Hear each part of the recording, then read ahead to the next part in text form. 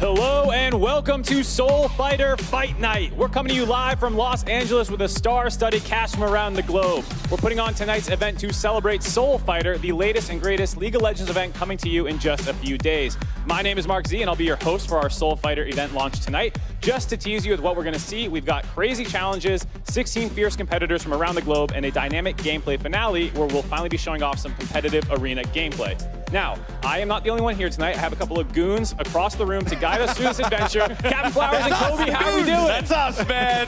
Mark, I am hyped to be here, man. The set's looking amazing. The competitors are ready to go. The events are fierce, and I am ready for the chaos the Fight Night's about to bring. I have to echo that sentiment, Flowers, because this event is about to be sick.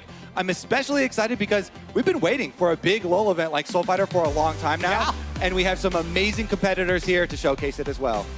Man, this is going to be a good one, man. One for the books. Mark, what are we doing next? All right, so believe it or not, it's not just the three of us running the show. Up here, we actually have a very special guest on the floor bringing you all the close-up action and interviews throughout the event. So without any further ado, we're going to toss it down to Ovly, who is standing by with a very special guest to help us kick off the show. Thank you so much, Mark. That's right. I am going to be here on the show floor all night long, bringing you the action, the interviews, and all the up-close blood, sweat, and tears from all of our competitors playing here today. But first up, listen, we got to bring on a very special guest. We've got Pew Liu with us, game director for League of Legends. How pumped are you for this event? Look around us. We've got creators, streamers, influencers in the chat. We've got people at home watching. How pumped? So incredibly pumped. I'm super excited for Soul Fighter. It's all about bringing new experiences to our players, from our mini game that's going to be going with awesome 2D sprite work done by the team, to the awesome thematic that we think is going to be super resonant with players, and of course the arena game mode. We've heard you guys loud and clear. You guys have been asking for a game mode for a long time, and we're here to deliver arena, and we're really excited for it. We think it's going to be a really fantastic time, and we hope to get a lot of feedback so we can make it better for all of you. And I know a lot of people have been at home playing on the PvE, but now we have global content creators and even some former League of Legends pro players here to test everything out. How pumped are you to see those people compete? It's going to be a really good time. I think Fight Night really captures the essence and spirit of Soul Fighter. It's all about pushing your limits, trying new, exciting, and wacky things, and doing it in intense competition against your rivals and alongside your friends. So really excited to see Skara, who I've been a fan of for many years, and also like our visitors from China and Japan and seeing how they deal with the jet lag. I'm excited to cheer them on and also to laugh at the funny moments. Here's hoping to many memorable and funny moments. Thank you so much, Pew. Mark, back to you. Thank you very much, Ovly. We'll have to see if they are jet lagged or not. Now, we've got a two-part show for all of you tonight. We have 16 competitors from around the world broken up into teams of 2. So that means that we have 8 teams representing each region from around the world. They'll be competing in 3 IRL challenges for points and glory, and then right after that, they'll be playing some Arena, the brand new League of Legends game mode exclusive to Soul Fighter. So, first things first, as you've seen, we've got a full-on challenge arena built out behind us for the athletic challenges, and we just want to use that to make sure our competitors are all warmed up before throwing it down in the Soul Fighter arena. So the 3 challenges that we prepared for them today are an endurance challenge, an accuracy challenge, and a strength challenge. Now, as we go throughout the show, we'll break down exactly how all that's going to go further. Each of these challenges has a different point breakdown that all leads up to our arena showcase. The team that performs the best over the course of these 3 challenges and in the arena will be crowned our Fight Night champions and take home the winning belts, which look sick. Now, there's enough of this chit-chat. If you miss any of that, don't worry. We'll be filling you in constantly throughout the show as we go through it. Now, though, I just want to see who's going to be throwing down tonight. Ovly, it's time to introduce the teams.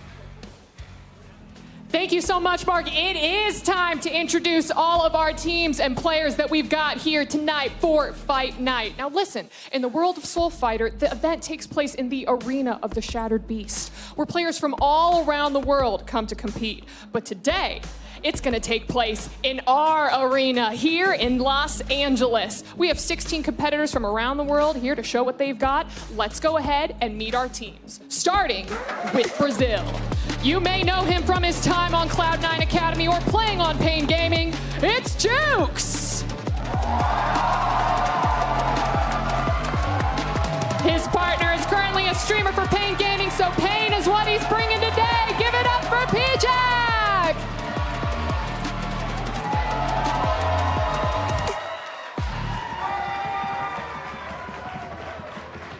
All right. Our next team is from Asia Pacific. He's known for his rants and satirical gaming content on YouTube, but when he's not tilting on Valorant, he's supporting gamers with his scholarship for gamers. Give it up for Razzie Binks. And ladies and gentlemen, we have League of Legends royalty in the building. OGs know him as the Season 2 League of Legends World Champions, but others just call him Stanley. Give it up for the team. Our next regional team comes from China. Now he's one of our most iconic players here, and he's known as one of the best Ahri players in the world. He also played for Bilibili as their mid laner. It's Icon. Joining him is the LPL's resident hostess and translator extraordinaire. She speaks 4 different languages, including how to trash talk. It's Iris. Now next up is Japan. A true Riot Games fan, he plays League, TFT, and Valorant, and has been a League fan for the last 13 years. Penguin armies rise up for Xiaodudu. He started playing League on the NA servers before Japan even had a League server, and now he's a top in Jungle Pro. Give it up for Raijin and Japan. Now North America, let me hear you make some noise for your hometown heroes. He's an LCS legend, co-founder of Offline TV, and a dragon playing TFT in his free time. It's Skara. And when he's not polishing off his 2 LCS trophies from his time on Cloud9, he's giving you one of the most entertaining LCS co-streams of all time with Meteos. Next up are our 2 players from Korea. He's a fitness influencer, so today's physical challenges should pose no threat to him. And if that wasn't enough, he's also a master-ranked Alistar player. Get your cowbells out for GPT! Im Sun-bi is best known for her IRL content and streams on Afrika TV, but today she'll be known for dominating the competition. Give it up for Korea! And here comes our 2 ladies from LATAM. TFT may be her main game, but when she's not ripping through you with her multicaster Teemo carry, she's roping you in with her Zyra and League. It's Caprament. She may rep Deadlock and Neon in Valorant, but for today, she's repping Chile, Peru, and Mexico with her gameplay. Give it up for Nuvia.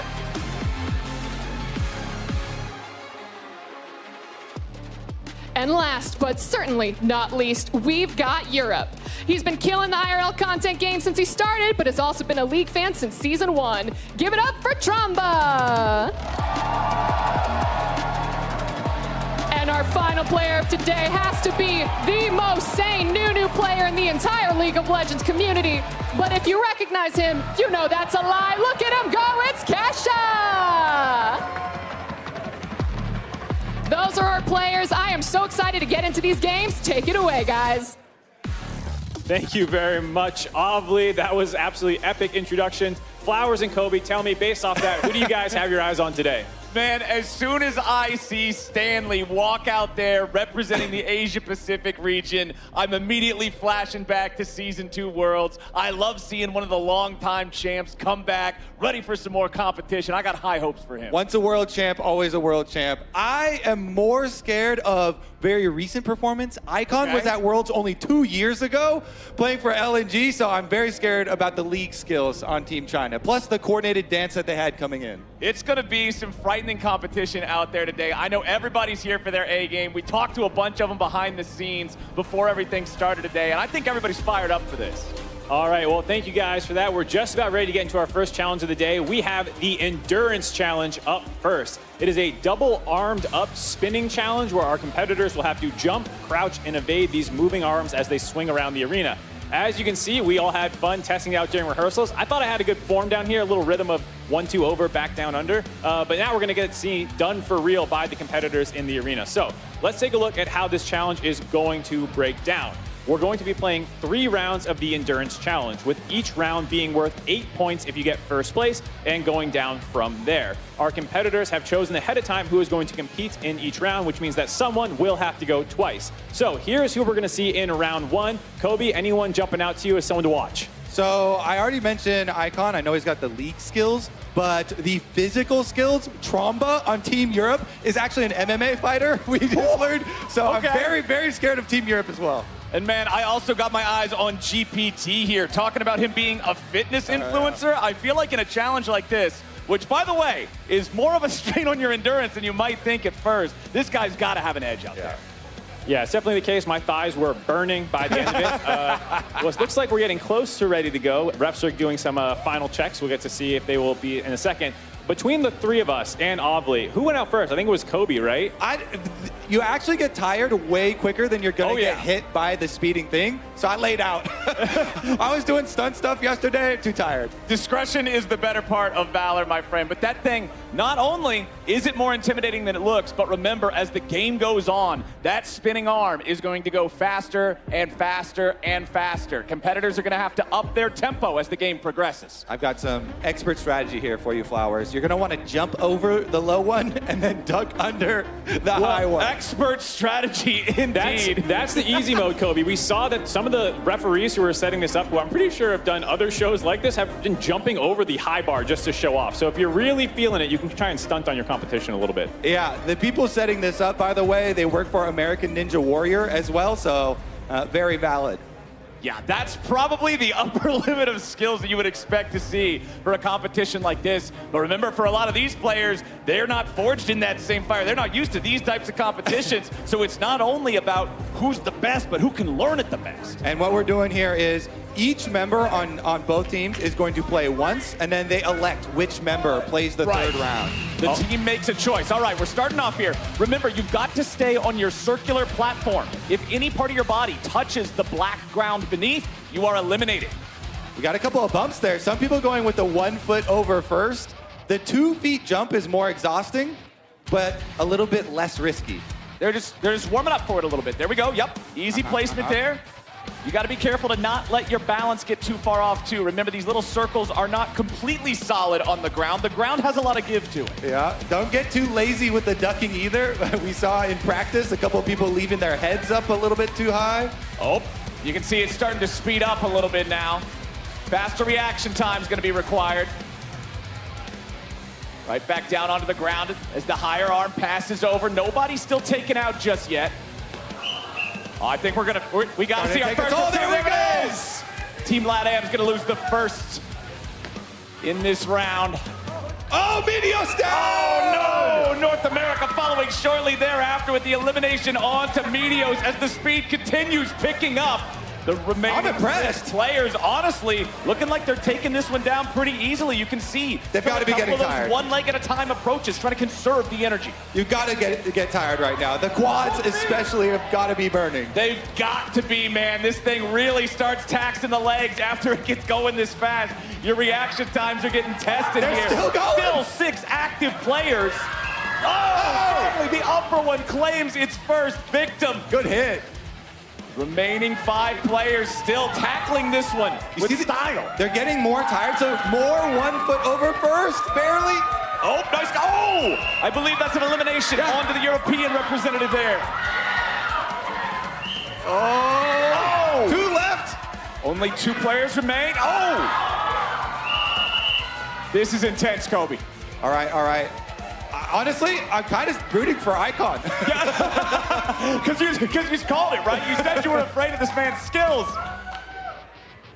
Nobody's slowing down. Oh, our first tap, just a tap, though. It's a tap. Still a tap, on the not pad. An elimination. He's still on the pad. Remember, any part of your body touches the ground. Oh! And there's your elimination. Team Korea, #1 there. Impressive performance, GPT. I told you, man. GPT coming in as a fitness influencer. This guy's got to be in good shape. He proves himself in the first endurance round. I don't know how many different jumps that had to be, but this man has what it takes. Yeah, definitely has the endurance down. Beautiful stuff there. Also, they said Masters Alistar player. Alistar not too shabby in the arena. You can try and wait till the end and then push people out into the ring of fire. So we'll see how he keeps up there. He is clearing the bottom one, no problem, too. Look at that. He tanks it. Just claims his True victory. Alistar player takes the beam at the end just to show that he can. Popping the ulti. Yeah, negating all the damage there. Very nice showing out of all of them. And I got to say, I was very impressed by some people's form. Team Japan's representative, very nice 1-2 leg up, back down. That was your strategy Yeah, you're a in big fan practice. of that. I'm telling you that's the way to do it. So conserve energy. That was really sick. That was the first round. So obviously the next group of people are going to go up. The second teammate's going to go. So let's see who exactly we have for round 2 for each team.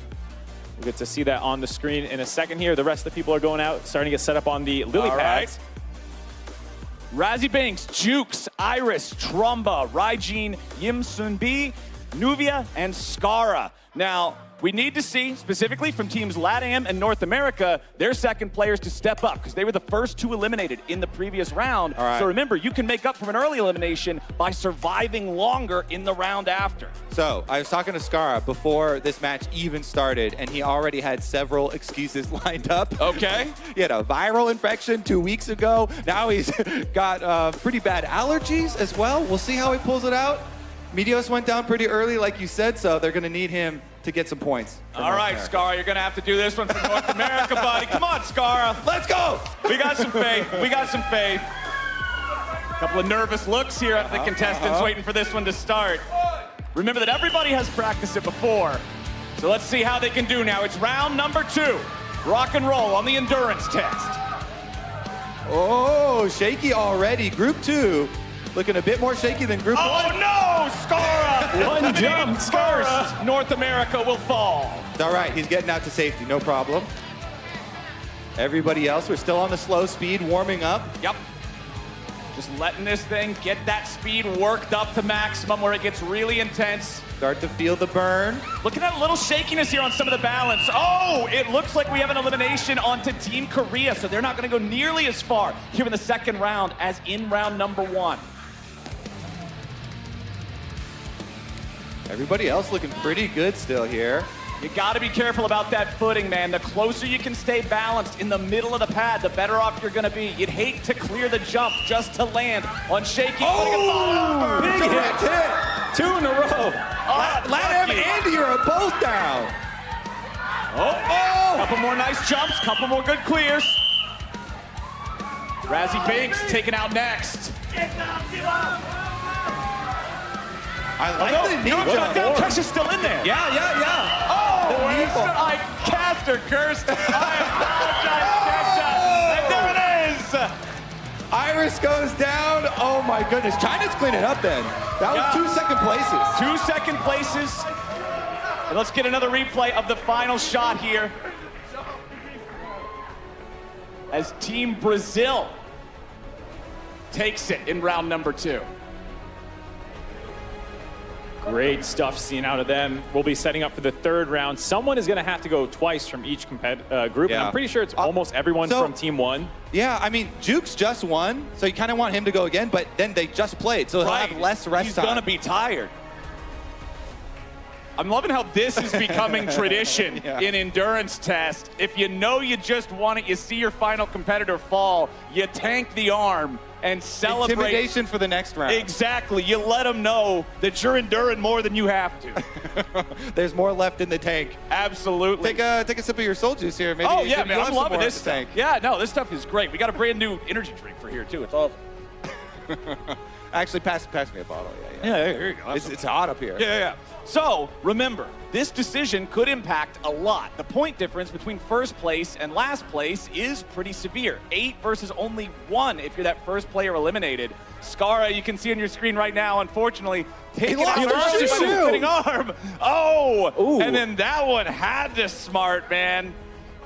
You could see Couple of head Kesha hits. there getting knocked over towards the end. I thought Kesha was down even earlier because he was doing the knee jump onto the pad, but lasted a long time. Yeah, as long as no limb touches the black floor, you're still in the game. Yep. Or All right.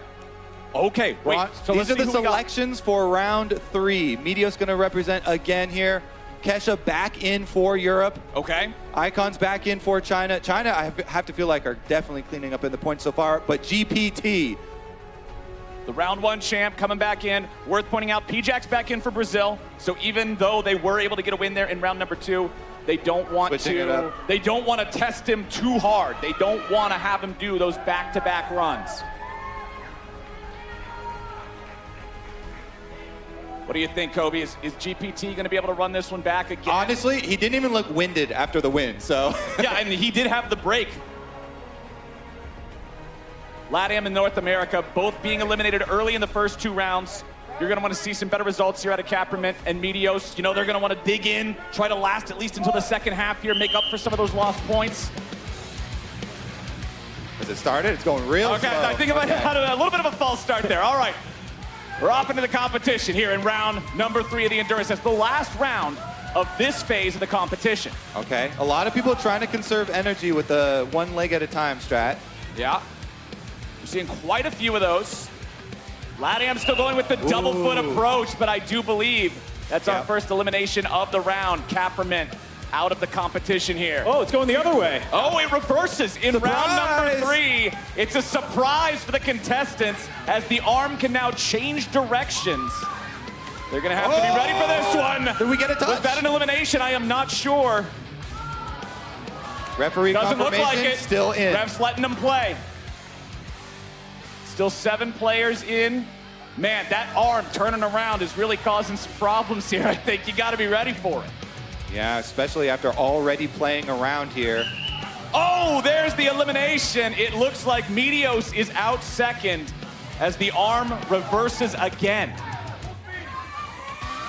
It's speeding up now, Kobe. All right, looking pretty good though. Everybody left in. Oh, those one-legged jumps are starting to get a little testy. Better safe than sorry here. Oh, another down. Another elimination. 5 players remaining on the board. Oh, and Razzie Binks takes a spill. GPT on the edge of his platform there too. Cheering on the teammates there. Iris. Well, it looks like we might have had a miscommunication on the graphic. I believe it's Trumba playing for Europe. Yeah, that's definitely him. Yeah. So Trumba, Icon, P-Jack, and GPT all still clearing these arms. You know these guys got to be getting tired now, man. The legs are definitely being put to the test. Another nice clear there. Oh, another surprise. Raised Reverse. on the head, but now it's just going to reverse. All right. Still in the game. Oh, GPT accidentally steps off the platform. He'll be the 5th player eliminated. 3 left now. Oh, P-Jack down now. It's Icon versus Trumba. Another spin. The reversal coming in now. Trumba clears, Icon clears. Overhead, nothing to it. All right, down again, up again. Honestly, both these guys still seeming to have plenty of energy left. Trumba, that one was a little dicey. Oh, we can clip the leg on the last one. Tromba wins. Nice victory there. Icon ends up still, though, racking up Another second place as Ovely is standing by for an interview with Trumba. Trumba, what an amazing showing that last time there. First round, a little rough, but round 3 is where you picked it up. Walk me through it. The big guy from Korea, he got pumped up in the first round. So the third round is for me. Third. But I have to rest right now. Okay, deep breaths. Please demonstrate good breathing. Okay. Yeah.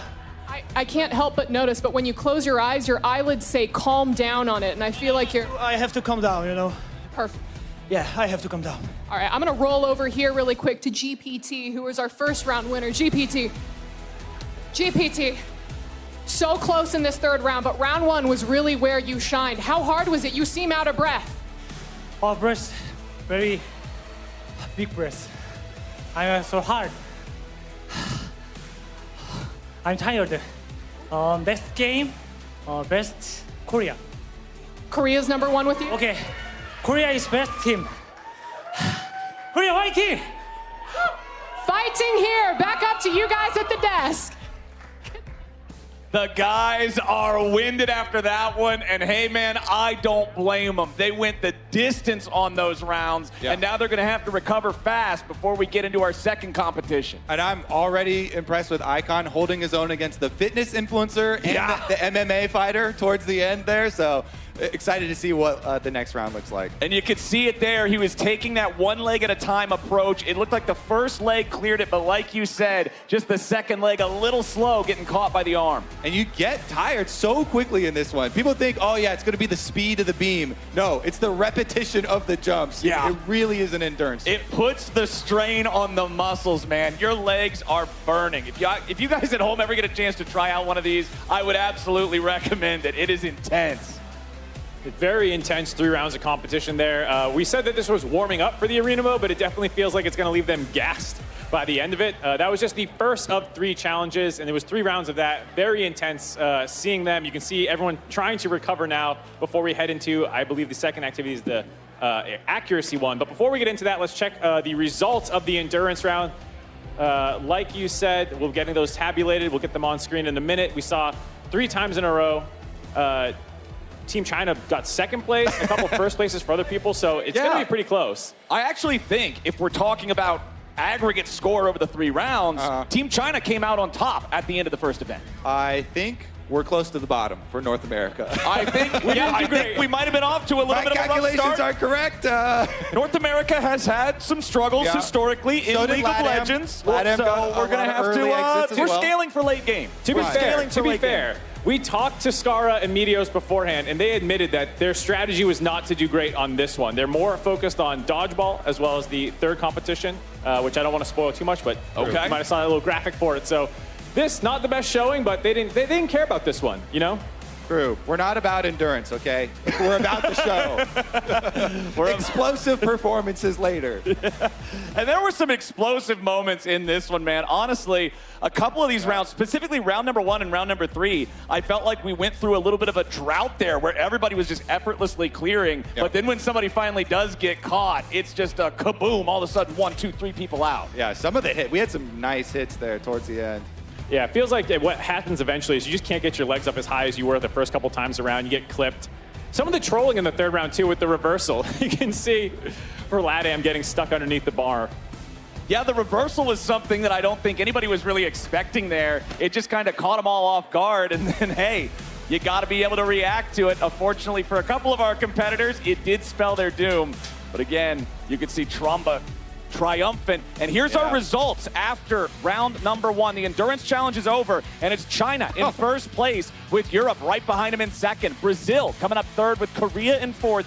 Asia Pacific leading the bottom half of the results there in fifth with Japan at 6th. LATAM at 7th, and North America rounding it out in 8th place. Okay, both Americas a little bit slow starters. It's United. United at the bottom of the table. We're doing it. Like we said, strategy-wise was not about winning right out there. You know, the crew is changing over for the second one. We'll be able to get a look there in a second. Here's the overall leaderboard with the scores as well. You can see the spread quite large for some of these teams. 19 for Team China in first place, last place at 5, so a 14-point spread overall. Looking pretty good, though. Not too bad. A lot of teams around that 19-point. Yeah, there's such a small point disparity at the top mark. 19 for first, 18 for second, 17 for third, and then it finally skips one down to 15 for fourth. But that means there's just so much opportunity in these next couple of games for one of the teams to jump up multiple spots in the ranks. And the points are all about that positioning for the arena match at the end. Definitely. So we'll be seeing some more of these. Each game's going to have 20-ish points available if you grab first place multiple times in a row. But before we get into the next game, you may have seen Kobe and Flowers drinking a wonderful beverage throughout this broadcast. Well, it's called Soul Juice, and it's the perfect pick-me-up for our competitors after that first challenge. Take a look at how Soul Juice can help you. Where competition meets domination. Refreshing. Separate the casuals from the warriors. Taste good. When your strongest muscle eats your muscles. Flavor. The edge you need to be strong. Strong. Good. Soul Juice. Taste the glory. This drink is absolutely delicious. If you're in the crowd, make sure you grab one if you can, get some taste of it. We're going to go to a quick break, and we'll be back with our second challenge, so don't go anywhere.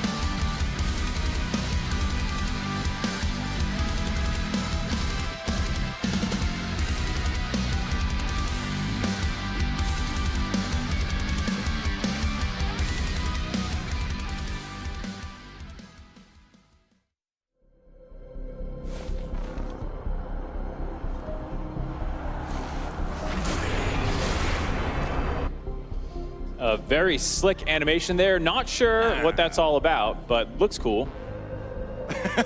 There's got to be something. There's something special There's going something on going here. on here, Mark. We don't know, actually. The producers have not told us anything. But welcome back. Before our next challenge, we have Ovly standing by with David Shu, who has some very important information for us about Soul Fighter in Wild Rift. Thanks so much, Mark. I am here with David, Wild Rift product lead. David, you just saw all of our competitors jump and duck over these giant cylinder things. How excited are you to be here today? It feels surreal being here all the end. That was crazy intense. I did not expect how fast that was gonna go. And this event has been awesome. And I just want to share more information to the players about the awesome things that are gonna be coming to Wild Rift. For Wild Rift, we like to participate in these raid events and introduce a little extra spiciness. And the thing we're bringing out to Soul Fighter is our new Tag Duel exclusive mode. And so what this is taking the best part of fighting games, all the tactics, strategy, right, the mind thinking there, and combining that with our 1v1 mode. And so what you get is this adrenaline rush of a game mode, and I can't wait for the players to take a part in it. My favorite memory from making the game mode was when a person first pulled off the Yasuo Malphite combo. That was definitely a phone drop moment. And so watch out for tag mode that's coming to Wild Rift and many other things as part of the Soul Fighter event. Yeah, it's gonna be exciting, and I'll see you in the arena. David, I have one final question for you. What region do you think is going to take the entire thing tonight? Well, I'm definitely cheering for Team China here, but all the competitors look like they got something up their sleeves. David, thank you so much. Mark, that's all for us here. Back to you. Thank you very much, Ovly. We're going to keep this thing rolling. We've got our accuracy challenge up next based on the all-time classic, which is dodgeball. So here are the rules. Our teams will be facing off against each other in a 2v2 mode. There will be 4 balls in play, so expect some high-paced action here. It is the standard dodgeball rules, of course. If you catch a ball thrown by your opponent, that opponent who threw the ball is out. You can use your ball to deflect attacks. As you can see us all demonstrating here, Kobe with a sick jumping throw. We do have a couple unique mechanics, though, as well, where each team will get 2 respawns. So a couple little kinks thrown in there. And this is how we're going to be scoring the challenge. It is King of the Hill. So the winner will stay on. If you win, your team gets 3 points for every match that you win. If you lose, you do get 0. So Flowers, Kobe, any thoughts before we send it down to Ovly? This sounds like a snowball type of game. Since winner stays on, you could farm a lot of points if you can dodge a ball. I love dodgeball. This would definitely be my event, so Yeah? I'm hoping we make a comeback here. All right, Kobe's playing 80 carry on this one, Mark. He's ready to go. Yeah, I think this will be the most normal challenge for people. I don't know how many people have jumped over a spinning arm and ducked under that number of times before, so hopefully a little bit easier for people, and I think less endurance needed. I think the accuracy challenge will be much more comfortable for a lot of competitors. Also, I think really underrated part of dodgeball is going for the catch the ball to get the other person out. Right. These are not rubber balls. They're not super bouncy, so I had a pretty easy time catching them in practice. They are smaller than your standard gym class dodgeball, at least here in America anyway. Yeah. But they're very, it's very easy to be able to turn a game around if you can go for the catches. Remember, the catch or also the other option, the deflect. You can knock that ball away. All of a sudden now they don't have one, you're good to go. All right, well, it looks like we're about ready to go. So, Ovly, why don't you take it away? Thank you so much, Mark. I'm actually down here with Team Brazil's competitor, Jukes. Juke, have you played dodgeball before? Not so much. In Brazil, we play more soccer, football, you know? Yeah, it's going to be fun. So what I'm hearing is maybe you could do some little fancy feet tricks with some of these dodgeballs, add a little bit more power to these throws. No, I'm going to try it, but I don't think we can. All right, see, now I figured with a name like Jukes, you'd be able to play a lot of dodgeball and juke some, right? No, maybe. Let's see right now. Maybe. All right, he's about to get into it. I'm going to run over to Razzie really fast. Razzie! You have a lot of fans in the audience for you right now. What is your experience with dodgeball like? This is like a national game as well. So if I lose this one, I might just quit this game and go home. So a lot is on the line. Yeah, let's go. All right, let's go, Razzie. And Stanley, I'm going to come to you really fast. Man, I was in high school watching you win Season 2 League of Legends World Championship. You are my hero, man. Will you still be my hero after today's dodgeball game? I think so. Here's hoping, Stanley. That's it for us here. We're getting ready to start the game, so back to you guys. Thank you very much, Avli. I'm very excited. We have Nidalee top king. We'll see if he can continue to dominate in dodgeball. And Razzie Binks put his whole career on the line. Right there. He's quit now. He If they says lose if this they one. lose this one, it's over. Man, I'm excited for this one. We got Team Brazil starting off against Team Asia Pacific now. Remember the rules. 3 points if you win, and you get to stay in. You lose in this first round, that's a donut. We don't want donuts. We want dodgeballs here in round number 2. The accuracy challenge, a big chance to pull out ahead. And remember what we said at the end of the last round, the points are so close across the board. Well, it looks like we're just about ready to get in with our competitors. They're going to start on the wall with a ball near each of their feet. They'll be able to pick it up and throw as soon as they're ready to go. You can see the ref taking the checks here, so it looks like we're about to get into it. All right, let's start it off. Let's see what we got here. Oh, Stanley down into the ground already. Stanley's got to be careful. Oh, direct hit onto Stanley. He's into the respawn. Did they get box. both at once? Was that a double kill? It might have got him. Double Team kill. Brazil just immediately jumping in for the aggro. Oh, now remember, no. Oh, Raz. teams do get respawns, I believe. It looks like we're getting some clarification for the referees. They Double both hit got confirmed. hit.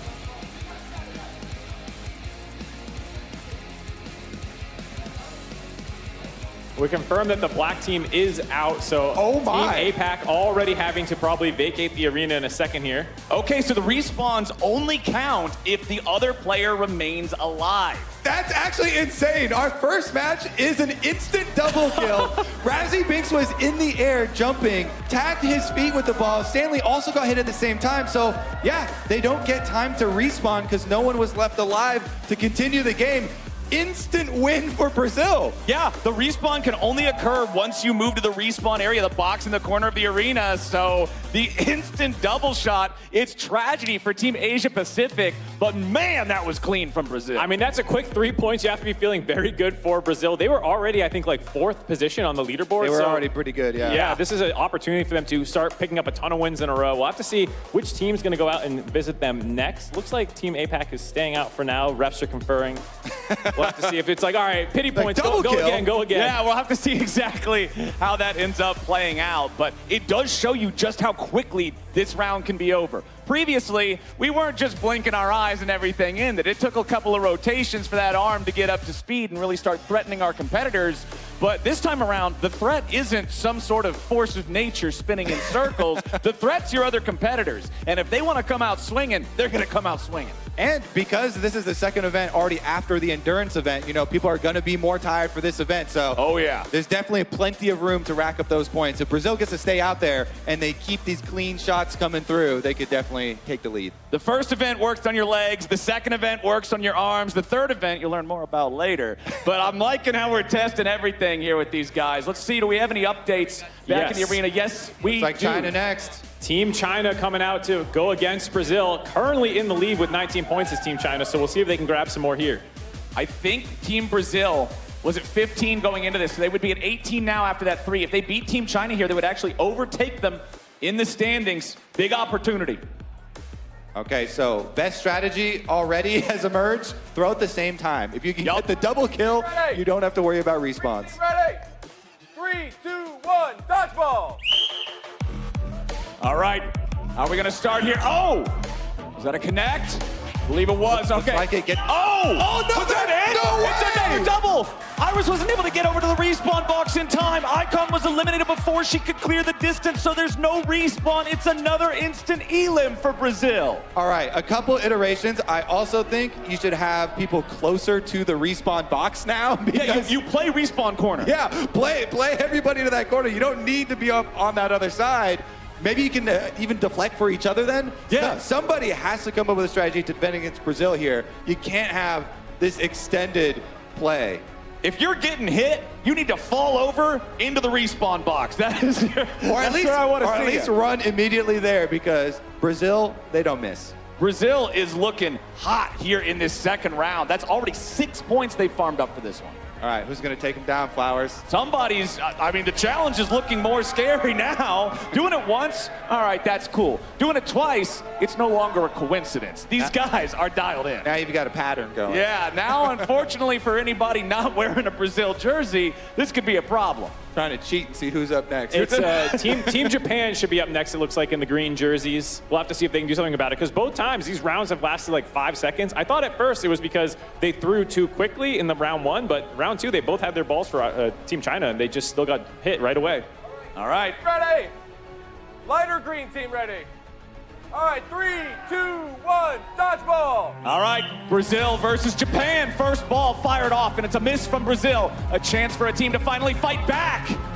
I believe they hit the ground first. Nobody was eliminated yet. Grab that ball. Oh, the balls are flying, but not connecting enough just yet. Over the line. That's one elimination. Over the line. It's a first step over the line from Japan. That might be a penalty. They're both stepped exactly over the line. We got some refs reset. I believe reset for them. I believe the first elimination was before stepping over the line, though, so they did take one respawn. All right, we got a double penalty. Both players stepped over the line, eliminated. Oh, they're both eliminated? That is a harsh penalty for stepping over the line. Both players eliminated. They didn't even have to get the double kill this time.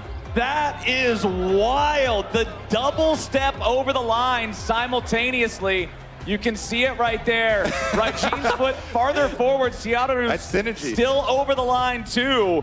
And unfortunately for Team Japan, that is rough. Avali now has made her way onto the stage to interview the ref. Ref, what kind of call was that? You said both of them stepped over the line? Yeah, it's a tough decision, but that's what happened. Those are the rules, and that's what we have to do. I have a lot of people in Twitch chat right now who disagree with this call, yelling, "Ref, what are you doing?" Well, I have to say I disagree with them, too. Hey, all right, really quick. Hey, P-Jack, how much are you paying the ref, man? You guys are winning way too fast. It's just a skill. Just skill? Yeah. Just skill and maybe a And Benjamin lucky. Franklin. And lucky. Okay, a little bit of that too. All right, we'll see if this skill and luck keeps up. Back to you guys. Well, they were definitely over the line. Yeah, I saw two shoes well over the line. That replay made it very clear there was no bribery involved for that one. I will say all the competitors should take note, though, of how aggressively the refs will call this one. It was very quick to say both eliminated, so watch your feet.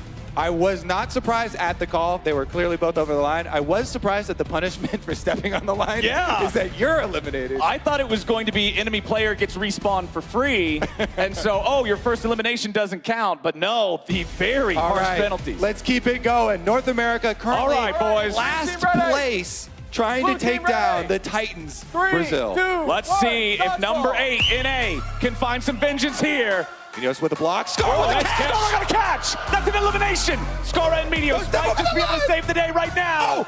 Oh, but they both shoot between the legs. Jukes seems to be trying to call for some sort of an over-the-line penalty. Skara's not going to have it. Jukes runs up. Skara. That hit the ground? I believe. It was off the ground. It was off the It ground. was off the ground. Okay. Oh, Okay. Skara going for another shot, but he ain't quite going to find it They yet. got the respawn. The respawn occurs. 2v2 again. Here on the board. The diving Skara shot got tagged. hits. Skara got tagged. Meteos has to try to stay alive now. It's over. Oh, North another America double kill. taken out as Brazil gets another one. That is 4 in a row in Brazil's trophy case. They can't be stopped. Right now, Brazil on top of the world.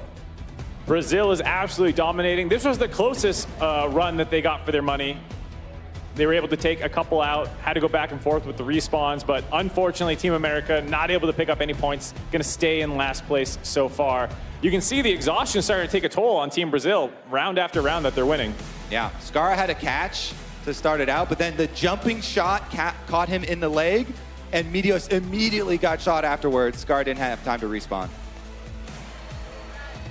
Unfortunate for Team North America. It looked like they might have had a real shot there, but Team Brazil remains on top. These guys have proved themselves to be absolutely ferocious in the dodgeball arena, but it does bring up an interesting point. How much is the fatigue going to start to affect them? Everybody else has played one round. They're now entering into their 5th. Definitely looks like it's starting to take a toll. We have Team Korea up next. GPT looks like he's had time to recover after the endurance challenge. We'll see if they can finally topple Brazil here. Looks like we'll be getting into it any second now. Are you guys good on the rules? Remember, you have 2 respawns each. You guys good? All right, yellow team ready. Green team ready. 3, 2, 1, dodgeball. All right, all 4 players armed and ready. First shot from Brazil misses. All right, GPT in control now. Nope. They're aiming going for him. They're focusing on him. They're looking at GPT as the greater threat, but then they immediately switch the aggro. Back over to Yimsun B. Respawn. She's got to get back into the respawn box now. They've got GPT at the same time. Another double kill. Another double kill for Brazil. The strategies is too good. I mean, instantly double kill. They're not even going to get too tired if they keep eliminating teams this quickly. Brazil is just built different when it comes to dodgeball, man. It does look like they're getting a little tired, though, already on the ground here. I'll also say it seems like Jukes was lying when he was like, oh, yeah, we only play soccer. We definitely...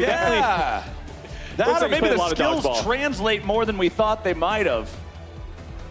All right, it looks like now we're going to see if Team LATAM. I want to see the replay first. Team Brazil, but here's number one. But the second one I didn't see was GPT. GPT was looking over. Had he already been eliminated first? Did he get hit? Yeah, the ball was thrown at the... Wait. Where's the hit on him? We'll see if we can get the replay of the hit on GPT then. Yeah, the hit on him must have been first because no... Okay, all right. It was before. It's being confirmed in my ear right now that GPT did get hit first. Then Yimsun B after. All right. It looks like we're about to head into the next one. Brazil versus LATAM. Are you guys good with the rules? You have 2 respawns each. You guys good? All right, team ready? Team ready. 3, 2, 1, dodgeball. All right, both the teams are armed. First shot fires off, but a misses from Brazil. It's a catch from Brazil. A follow-up shot doesn't immediately connect. The bullets are flying here. It's all on Cameraman. Oh, was that over the line? It looked like it. Is that a penalty elimination? It might. Refs are calling it. Refs are calling it over, it looks like, from the over-the-line penalty. Brazil's so knowledgeable about the rules now, they're going to explain the rules to the other team. Like, hey, they know the game better than anyone at this point. Yep.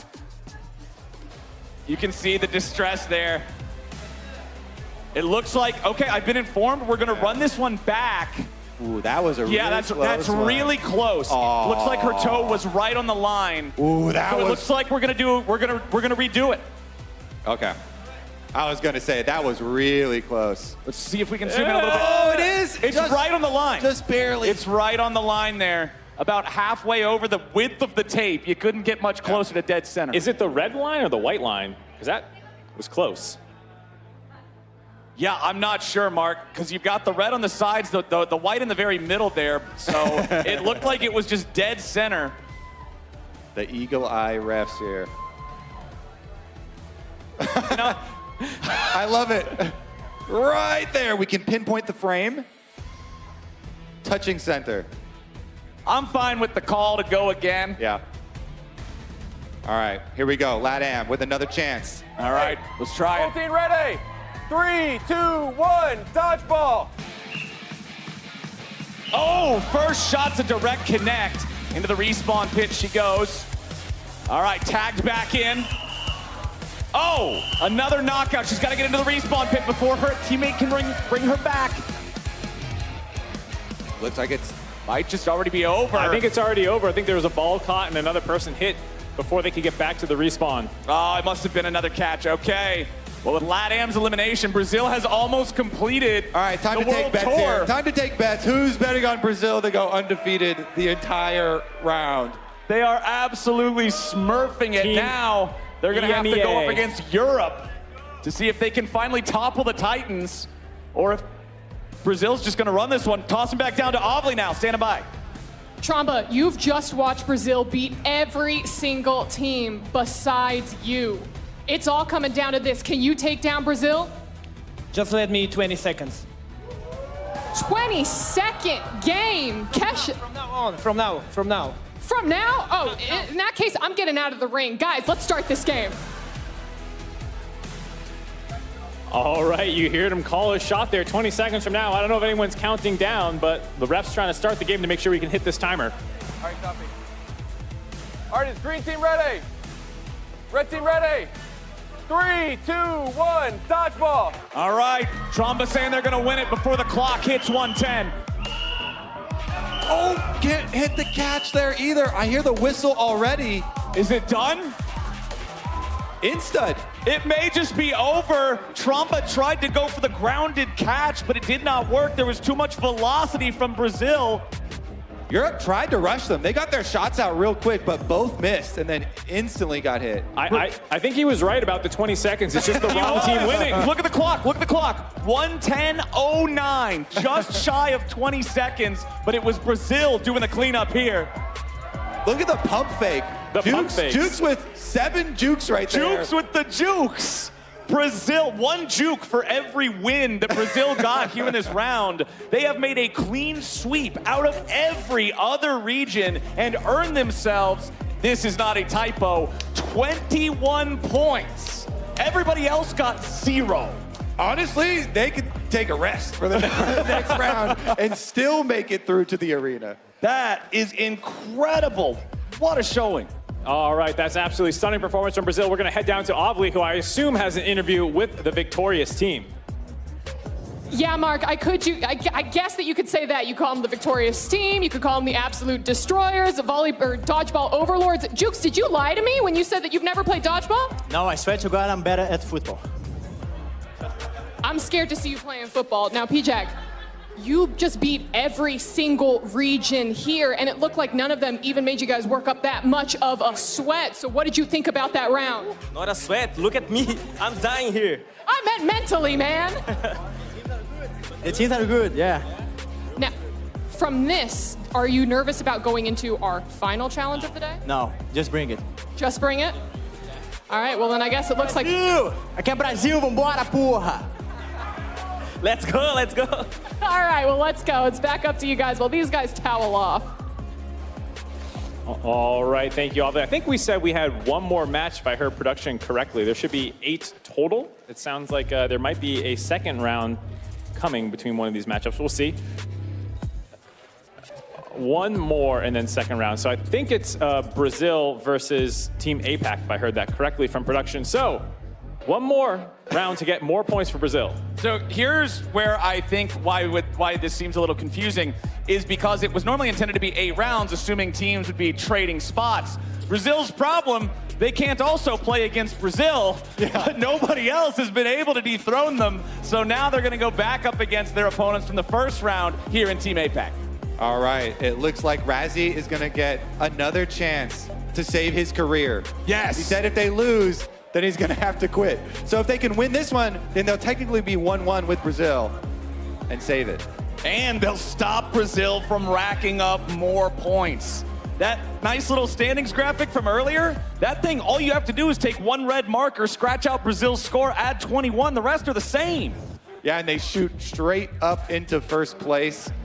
Here's a highlight reel of Brazil's greatest hits, Flowers. Brazil's greatest hits, and they just connect most often in pairs. They do. That was a strategy right from the beginning. Looks like these two really coordinated. They got a lot of double kills. Had to get a little bit of help with some of the line steps on some of them, but absolutely annihilated the competition. Good some of them too, they changed the strategy to both go for the same person first, make it harder to dodge. I also like the variance in where they're aiming on their opponents. You saw a couple of leg shots there, a couple of chest shots, just betting I can throw the ball fast enough that he won't catch it. Lots of good decisions being made here from Brazil that have earned them lots and lots of points here in the accuracy challenge. All right, looks like we're getting ready for the final match. I believe this will be in the accuracy challenge. Black team ready. It's okay. Leave it, leave it. 3, 2, 1, dodgeball. All right, Stanley and Razzie Binks. We already got a whistle. He's already out. Stanley's already out. Got to buy time to respawn. He's got to get to the respawn pit. Save him, Razzie. Save him, Razzie. All right, he's spawned back in. Dodgeball dodged. Nice job. Razzie might be able to fire back now. Brazil has no ammo. Stanley goes for a shot. Ain't gonna find it. Jukes with some nice jukes getting away from the aggro. And he dodges 2 more. Brazil's ready for the counterattack. And Stanley is down. Razzie tries to fire, but no dice. P-Jack shoots back. And it's another sweep for Brazil. Wow, that one actually had some competition to it. Some back and forth, some attempts there made. But Brazil still defends their title undefeated, even with a rematch. 24 points in the accuracy challenge for the representatives from Brazil. Absolutely smurfing on everybody. Insane performance out of Brazil. Looks like they're calling it themselves that they need a little break. Undefeated, 24 points in their back pocket. I think if Flowers' math was right and they started with 15 at this round, that puts them all the way up to 39 points with China being closest at 19, 20-point lead. I feel like we should start the next round as quick as possible to have some sort of comeback mechanic for the other teams. Try to keep Brazil tired or else it's going to be a wash. Yeah, if you're not wearing a Brazil jersey right now, you're sweating a little bit after that one. I mean, just the sheer point value alone, 24. Going back to what Mark just said, in round number 1, the highest amount of points earned was just 19. Brazil's dunking on them now. It's also pretty bad news for the teams who are already at the bottom because they didn't get to make up any points. Right. They didn't get to make up any ground. So North America and LATAM both still have a lot of work to do to get back into this. It's going to be very hard. We'll see when we finally get the tabulated scores on screen. Here they are, perfectly like we said. 41 Gs for Brazil, 19 for China in second place, 18 for Europe.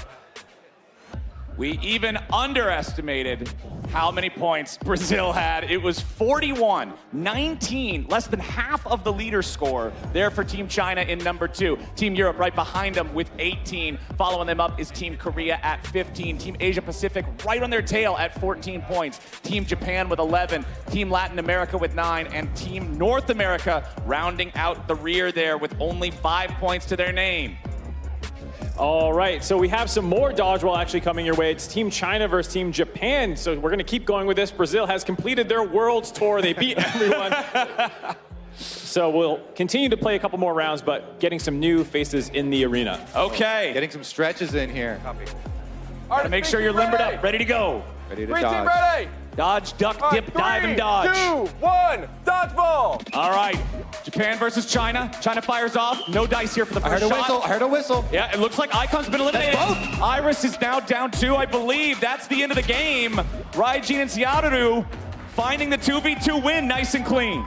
All right, conspiracy theory. It was just that side of the court. That side? Japan is now on that side of the court, and they instantly double kill. Are you saying you're predicting Japan to now also do the world tour? Yes. That's all the evidence I need. Even if Brazil comes in on the other side of the arena. Riot, please. Blue side OP. Left side OP. All right, speaking of blue, though, it's right. North America stepping back onto the rift. Let's see it. Skara had a catch versus Brazil. A fairly competitive round. Let's see what they can do here. Everybody just getting ready. So contestants clarifying the rules on the respawn. You have to make it to your box and your teammate hits that little light on the other side of the arena, that yellow thing. When you tap that, that will cause the 3, 2, 1, respawn. dodgeball. Makes it dangerous, though, because your opponents know you're going to be going for the light. They know where to aim, and they aim down. dead center at Skara. That's The a videos with a nice catch. It's an elimination back. I believe we've got a 1v1 now. Oh, but it might have been an over the line for Japan. Oh, and Medios get to the after the timer cheap shot onto Raijin. Toxic jungler here gets another one in. Meteo's taunting, but that's a dub for NA. North America picking up 3 points when they really needed them. You love to see it. Much needed points there for North America. My critical question, do they get to switch sides to the other side? Side select. Wait, yeah. Oh, we're staying on this side. All right, see if we got some replays here. So, first one, Scar was already hit, then Meteos had to take care of it. Was that a must have just been a deflection then. Yeah. And then he was over the line, so it doesn't matter. Yeah, Skara was hit. Meteos And then popped Meteos the ball. goes- And then Meteos goes- immediately BMs. Meteos flashing emotes as the Nexus explodes. But now Team Korea stepping up. Blue team ready. Yellow team ready. 3, 2, 1, dodgeball. All right, watch GPT. Did win an endurance round. Oh, Meteos got him though. Nice shot. Oh! Meteos is that smurfing. it? Did Meteos just 2v1? Beautifully done from the North American representatives. They'll take their second win in a row. Don't call it a comeback. Team America slowly grabbing some points. We got Obley standing by.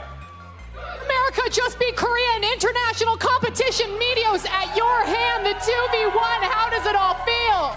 It feels good to win. If you go back and look at our first game, I got called out when I was not out. So it's a little vindication. Which ref called you out? I don't know. Which one of you called him out? Do you want to challenge this call right now? I would be worried in the next game. I think he's going to say you stepped over the line when you didn't. Are you worried about that? There's a lot of lines on this thing. I guess I could step on one of them. All right, we're going to see what happens here. But Scar, I'm going to come to you too. Man, I did not expect you to play dodgeball this well, but something's coming out of you. I see like a death glare in your eyes. Do you think that you're going to pull off another Team Brazil? No, but he will. I got him. And you know what? That is sportsmanship at its finest. That's what NA does best here. Back to you guys up at the desk. Thank you very much, Ovly. Flowers, Kobe, I'm starting to believe a little bit in that North American magic. I don't know. Careful. Don't do that. Don't do that. Don't believe? Don't Okay, start sorry. Let's bring it down. Everybody calm down here. They are in a bit of a roll, though. Meteos definitely fired up. You can tell a little chip on his shoulder from the previous call.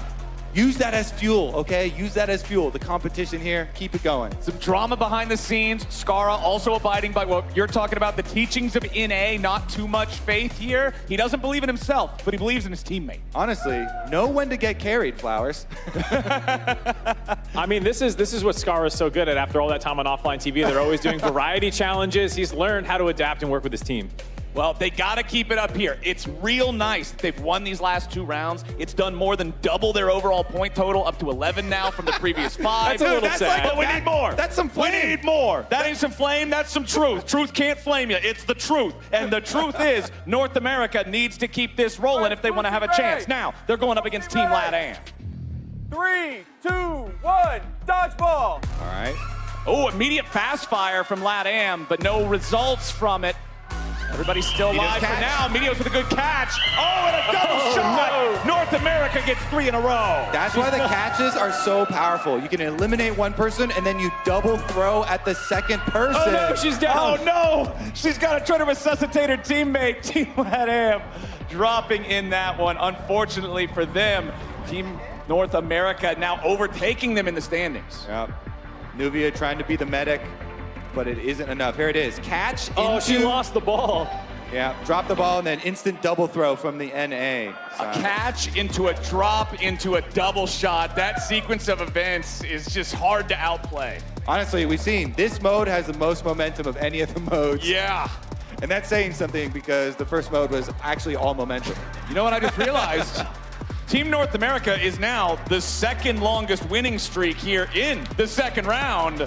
Let's Team go. NA putting some numbers up here in Los Angeles. Now we have one of the oldest grudge matches in international competition, EU versus NA, coming up next. Oh, and we know that EU wants to play this aggressively based on how they did it against Brazil, so let's see it here. Immediately starting off, Meteos and Skara both fire and miss. Kesha with a shot back onto Meteos for the first elim. Skara hit immediately after, and it's Europe to stop the North American victory spree. Classic. North America on a roll, instantly gets stopped by Europe, and the trash talk begins. This must be the dodgeball equivalent of international tiebreakers, man. I was going there, kryptonite. Oh, I was going the same place. Unfortunate. It looks like we have Obli standing by with the EU representatives. Yeah, thanks, guys. I do have Kesha down here with me right now, EU representative beating North America, which I have no bias or unbiased problem with. But Kesha, how are you able to pull off that win? Honestly, they both fell off like 10 years ago. It wasn't really hard. They both peaked like season 3. I was watching them when I come home from school now. I mean, this is no challenge. I'm gonna stop talking to you before I start crying, but one thing was, you came to me and told me today that you were just gonna wipe the floor with NA. You wanted EU to reign supreme, but your teammate was also talking a little bit of trash and then got wiped out in 20 seconds, so... I mean... EU can bleed? Don't hate the player, hate the game, okay? All right, I'm just gonna say something. Go ahead and look across the field and see who you're playing right now. Can the camera see that as well? They're going down, don't worry. I didn't travel across the world to lose, okay? I'm a fucking winner. He's the winner, he didn't say anything. He's banned, back to you guys, banned. You can hear how excited they are to get their rematch versus Brazil. Getting a little fired up there. We'll see if they can do it. That was just accent, you know? Yeah, he's passionate about the moment. These new players, they got to keep it snowballing, you know what I mean? Let's see if they can keep this going up against Brazil, who are back in the arena after going 8 in a row. All right, Brazil's back. Let's see, they've had a little bit of a rest, too. They're also on red side now.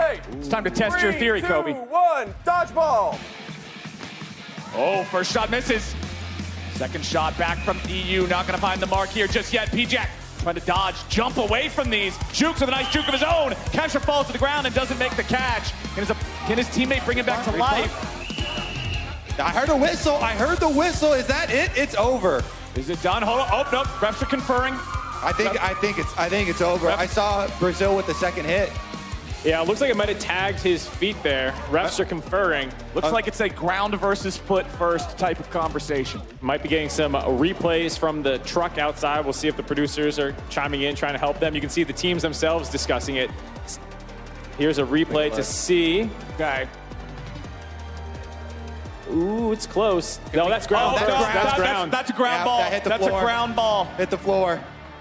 Looks like we'll have to see if they're going to reset and start 2v1 or how they do it. Look how close he is to the line, too. The foot was pretty close to the line. That's really close, but all right. we're going to run it back. All right.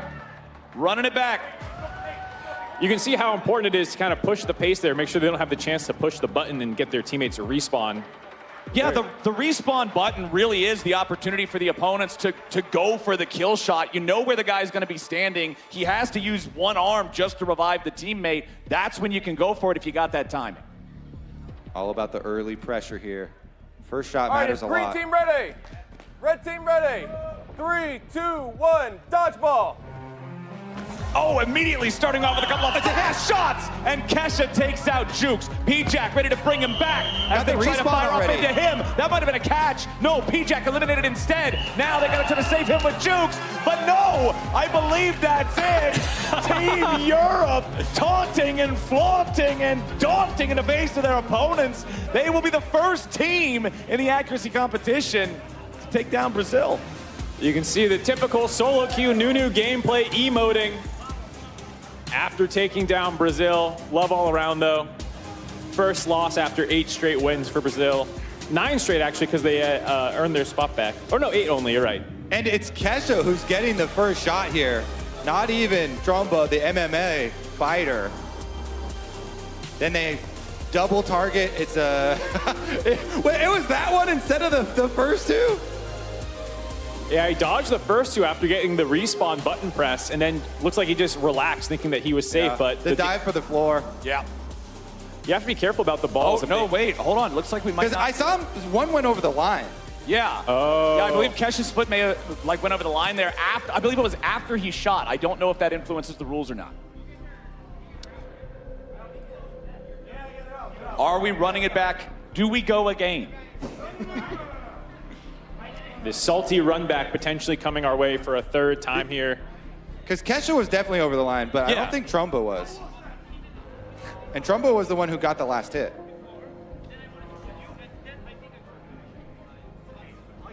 Oh, the refs seem to be emerging with a decision. Penalty, running it back. Double penalty, running it back. All right, the salty run back, 2 back. Double Let's do it again. overtime here. What a matchup. Europe and Brazil, some fierce competition here between these two. A new rivalry is born. You saw there, too. It was a very quick respawn. Yeah. But then even coming back from the respawn box, it's hard to get another ball and get to a safe spot. Right.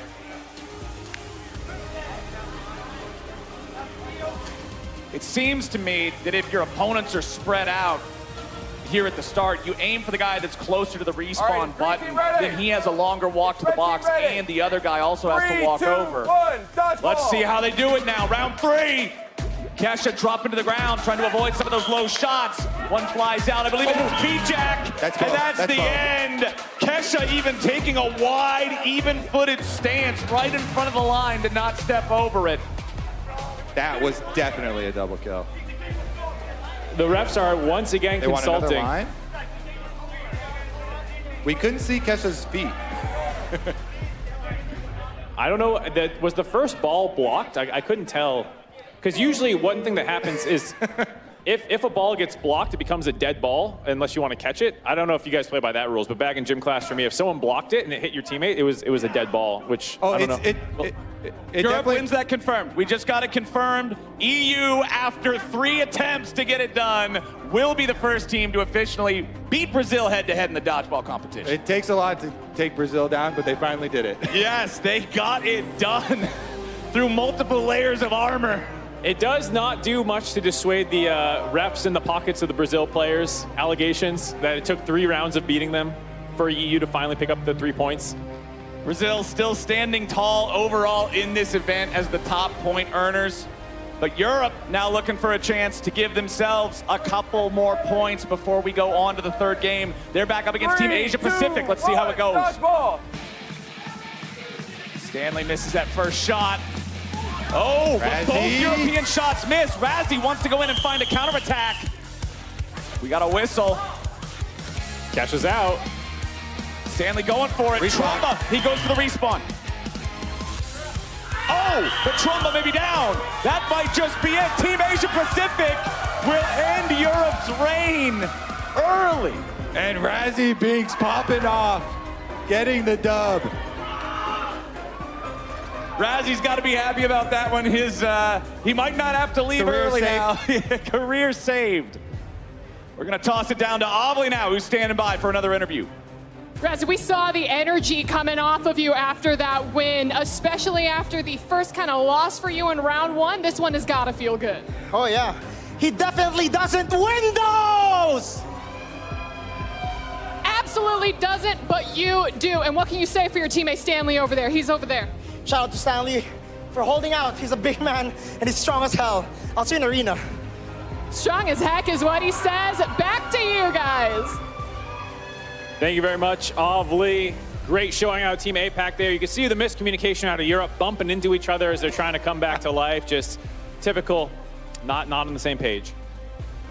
Unlucky for Team EU to not be able to get any more points than that, but they still will take just the moral victory of being the only ones to beat Brazil in the head-to-head. They got a couple of points. They were towards the top of the standings after round number 1, and only one head-to-head remains in the dodgeball round now. Yeah, they got the wins that matter. They beat Brazil, and they beat North America for the rivalry, too. We don't talk about that one. Well, the important thing about beating Brazil, too, is stopping them from going on another run and collecting more points, keeping them within striking distance, because this is still only halfway through, ultimately, the amount of points that we're going to be giving out tonight. Because remember, there's another challenge after this, the strength challenge, as well as the actual arena mode. So I don't think Brazil is beyond catching, and it was very important that they did not go on another run there.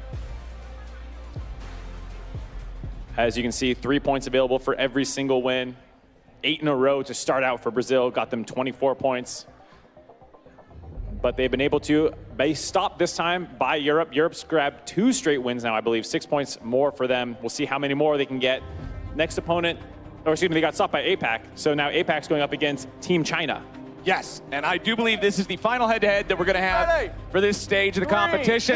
So let's see if Team China can get a win or if Team APAC going to put on a couple more points here. Razzie Binks with some nice moves.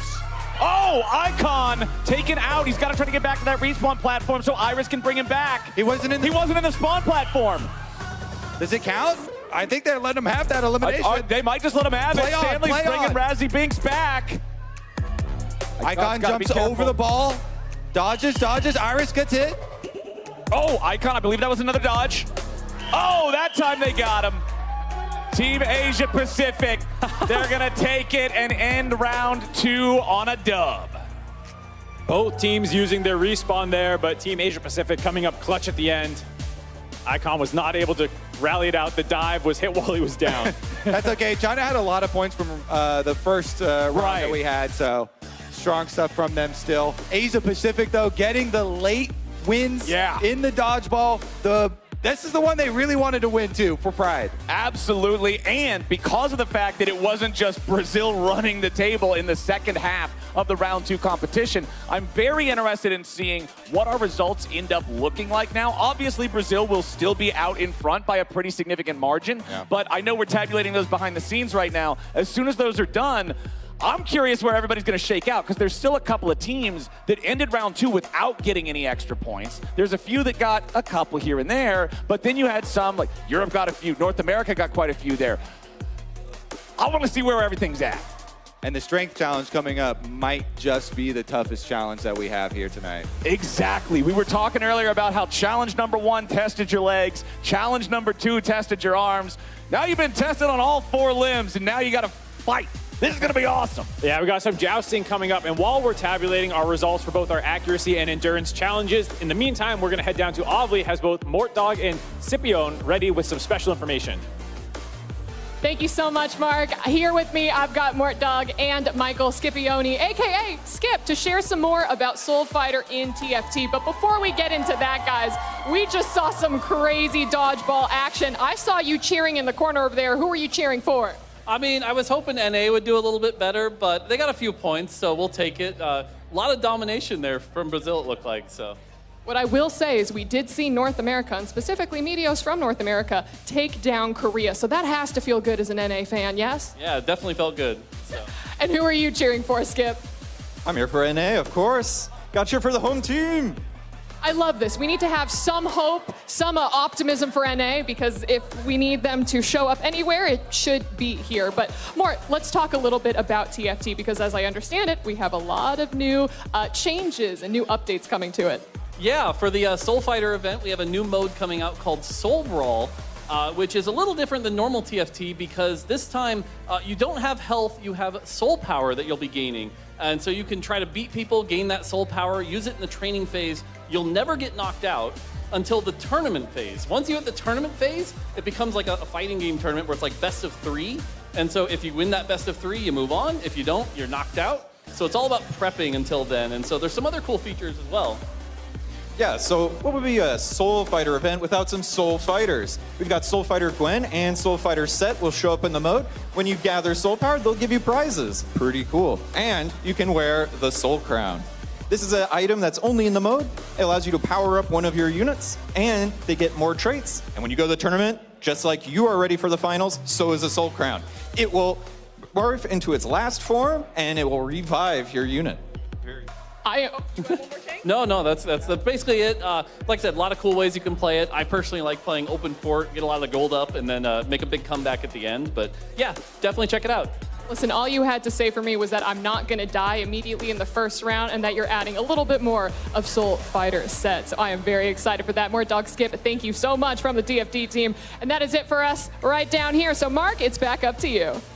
I'm so excited. Thank you very much, Ovly. The Chibi Gwen for the Little Legend looks super cute. It's just cool to see Soul Fighter being used across all Rise games, basically. But during that time, we were able to tabulate all the results for our accuracy challenge as well as our endurance challenge. So let's go ahead, look at how everything's shaking out. Here is the leaderboards, as we all kind of knew. Brazil taking first place. North America all the way up to second.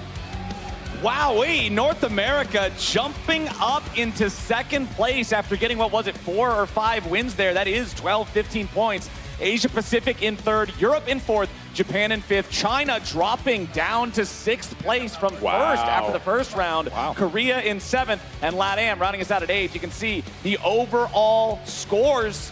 It's still Brazil out in front at 41. I see a couple little discrepancies between the two graphics. I'm going to think that this one is the more correct one, given that China was at 19, North America at 15.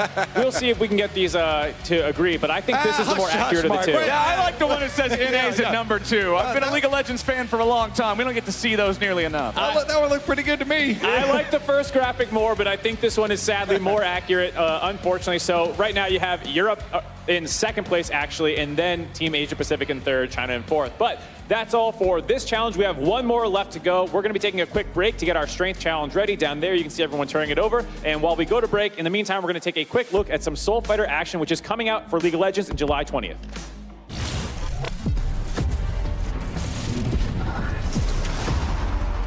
We're live from the arena of the Shattered Beast to get a closer look at some of our clashing contenders. This live view is courtesy of our mysteriously benevolent host, Diego. And it seems like he's itching to fight in the ring himself. I certainly can't blame him. Our lineup is fierce, starting with our headliner. You might know her, you might have heard of her, but you've definitely seen her slashing up the stadium floor. Samira, weapons master and renowned bounty hunter. She's up against some tough competition. Set, bare fist brawler extraordinaire. Jin, equipped with a powerful arsenal of firepower. And our first ever dog contestant, very sharp dog contestant. Here at the arena, we got everything a soul-powered fan needs. Fast-paced, crazy gameplay, even crazier augmented action, and more. It's no wonder everyone wants a taste. Remember, this is limited time only. If you need a refresher, today's lineup schedule is chock full of knuckle-busting action from your faves. Just remember to get your prestige up if you want to train with someone like Pike or Shaco. Be careful, they are armed and most are dangerous.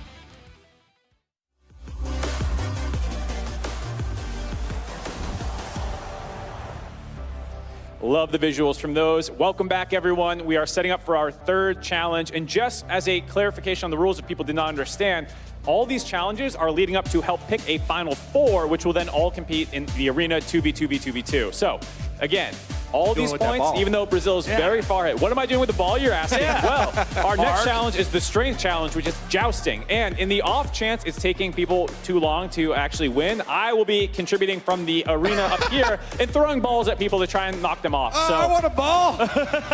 We'll see if we can get you guys some balls. I would think there's enough extra dodgeballs just rolling around the arena. We'll see if we can get some up to Flowers and Kobe. Here's some footage of us trying it out, as you can see. Typical jousting stuff. Yeah. I mean, this one was definitely one of the fun ones to practice with. Yeah. Because we actually get to knock each other. Yeah, you actually get to bonk the other dude. But this is going to be a really fun competition, I think. I'm looking forward to it, especially after, like we were talking about at the end of the previous game. Oh, hey, now you got one too. Nice. Especially after... Obviously, there's a camera there. It's awfully. That could have been I got you. Chaos as expected anytime Aubrey is involved. Let's not hit my monitor, otherwise I can't cast the show. But since it didn't hit the monitor, we're still in business. So, Mark, how's this one going to break down? All right, let's take a look at this points. If you win a strength challenge, you get 8 points, and both you and your partner win, it's an extra 5. So there are a lot of points available, and if my math is correct, that's 16 total, plus the 5 gives you 21. So a pretty big push if you're able to win both rounds of the strength competition. The way we're going to do this, we are going to randomize our matchups to see who is fighting who. So match 1, GPT versus... Oh boy, these are interesting. Okay, to be fair, I understand that doing a random matchup generator is a fair way of doing it, but because of just the difference in stature of some of our competitors, this could create some seriously tough matchups. I mean, match number 1. We are starting it off with a banger. Oh, yeah. GPT versus Tromba. That is the fitness influencer versus the MMA fighter. Like, that's actually tier 1. I think this is 2 of the baddest dudes, if not the 2 baddest dudes in the competition. Amelie, what do you got? What I've got is an arena filled with the 2 baddest dudes. As you said, I've got Korea's GPT right behind me, as well as EU's Tromba. Okay. Is this scary? It looks a little scary. How do you feel about this challenge? I'm strong. It's very well. This challenging. Okay. I'm okay. My biceps. Woo! Show mine. I show mine. So GPT, when you see Tromba, what do you think? Oh, he is very strong. Strong man. Very speed. Very good spray. He's handsome. Very handsome. Okay, let me go ask him what he thinks of you. Do you think he will say you're handsome too?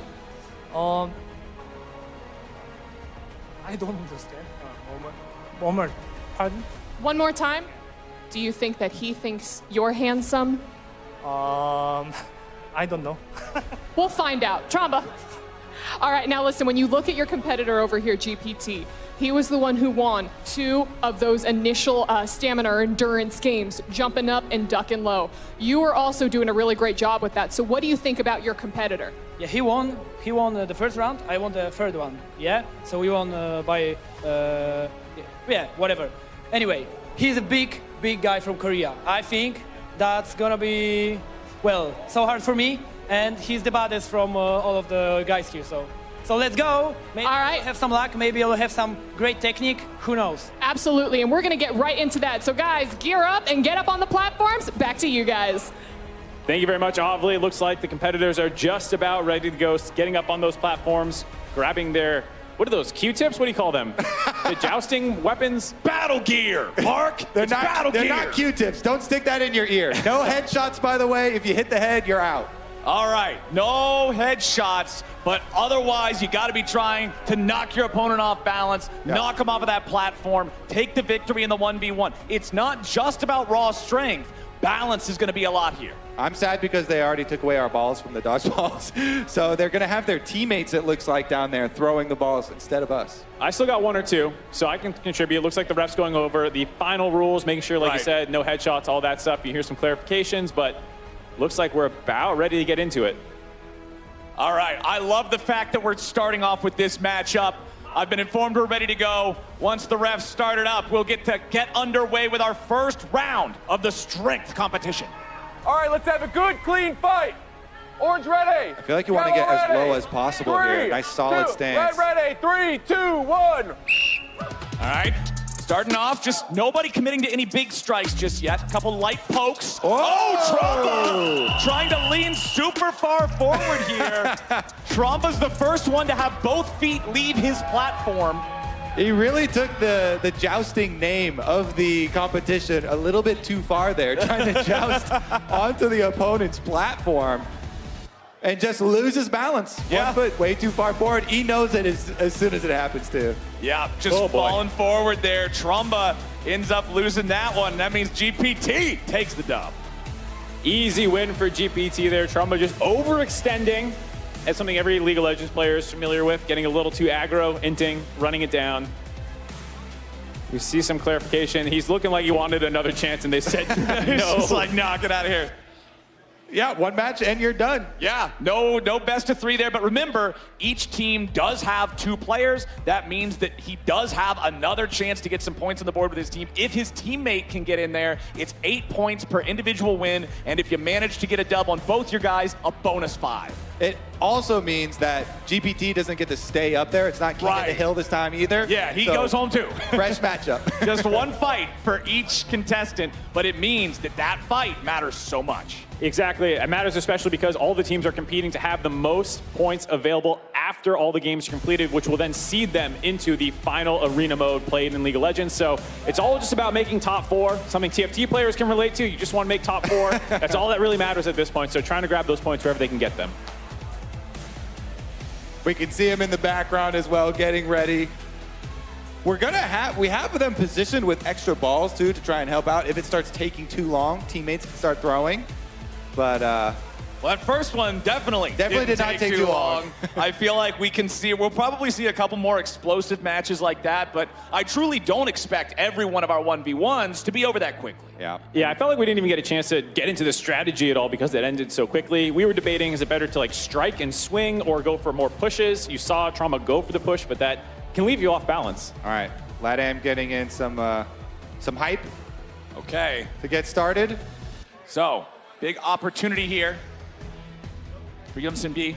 If she can manage to get the win, that'll be a clean sweep for Team Korea. That's plus 21 points overall because you get the bonus 5. We'll shoot them way up the standings if they're able to win both of these. Looks like we're ready to go. Ref's giving the last words. Ready? 3, 2, 1. All right, LatAm versus Korea. Let's see it. Another jousting attempt, more poking.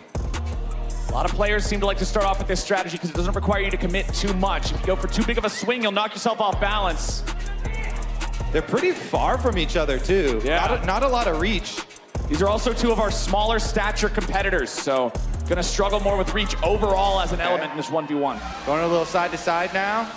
Ooh, some leg aim coming out. Trying to go for that foundation. Rock the balance that way instead of just going for the strong hits on the upper body. Going for the knees now. Taking out the knees. Take out the base. Side to side, horizontal movements.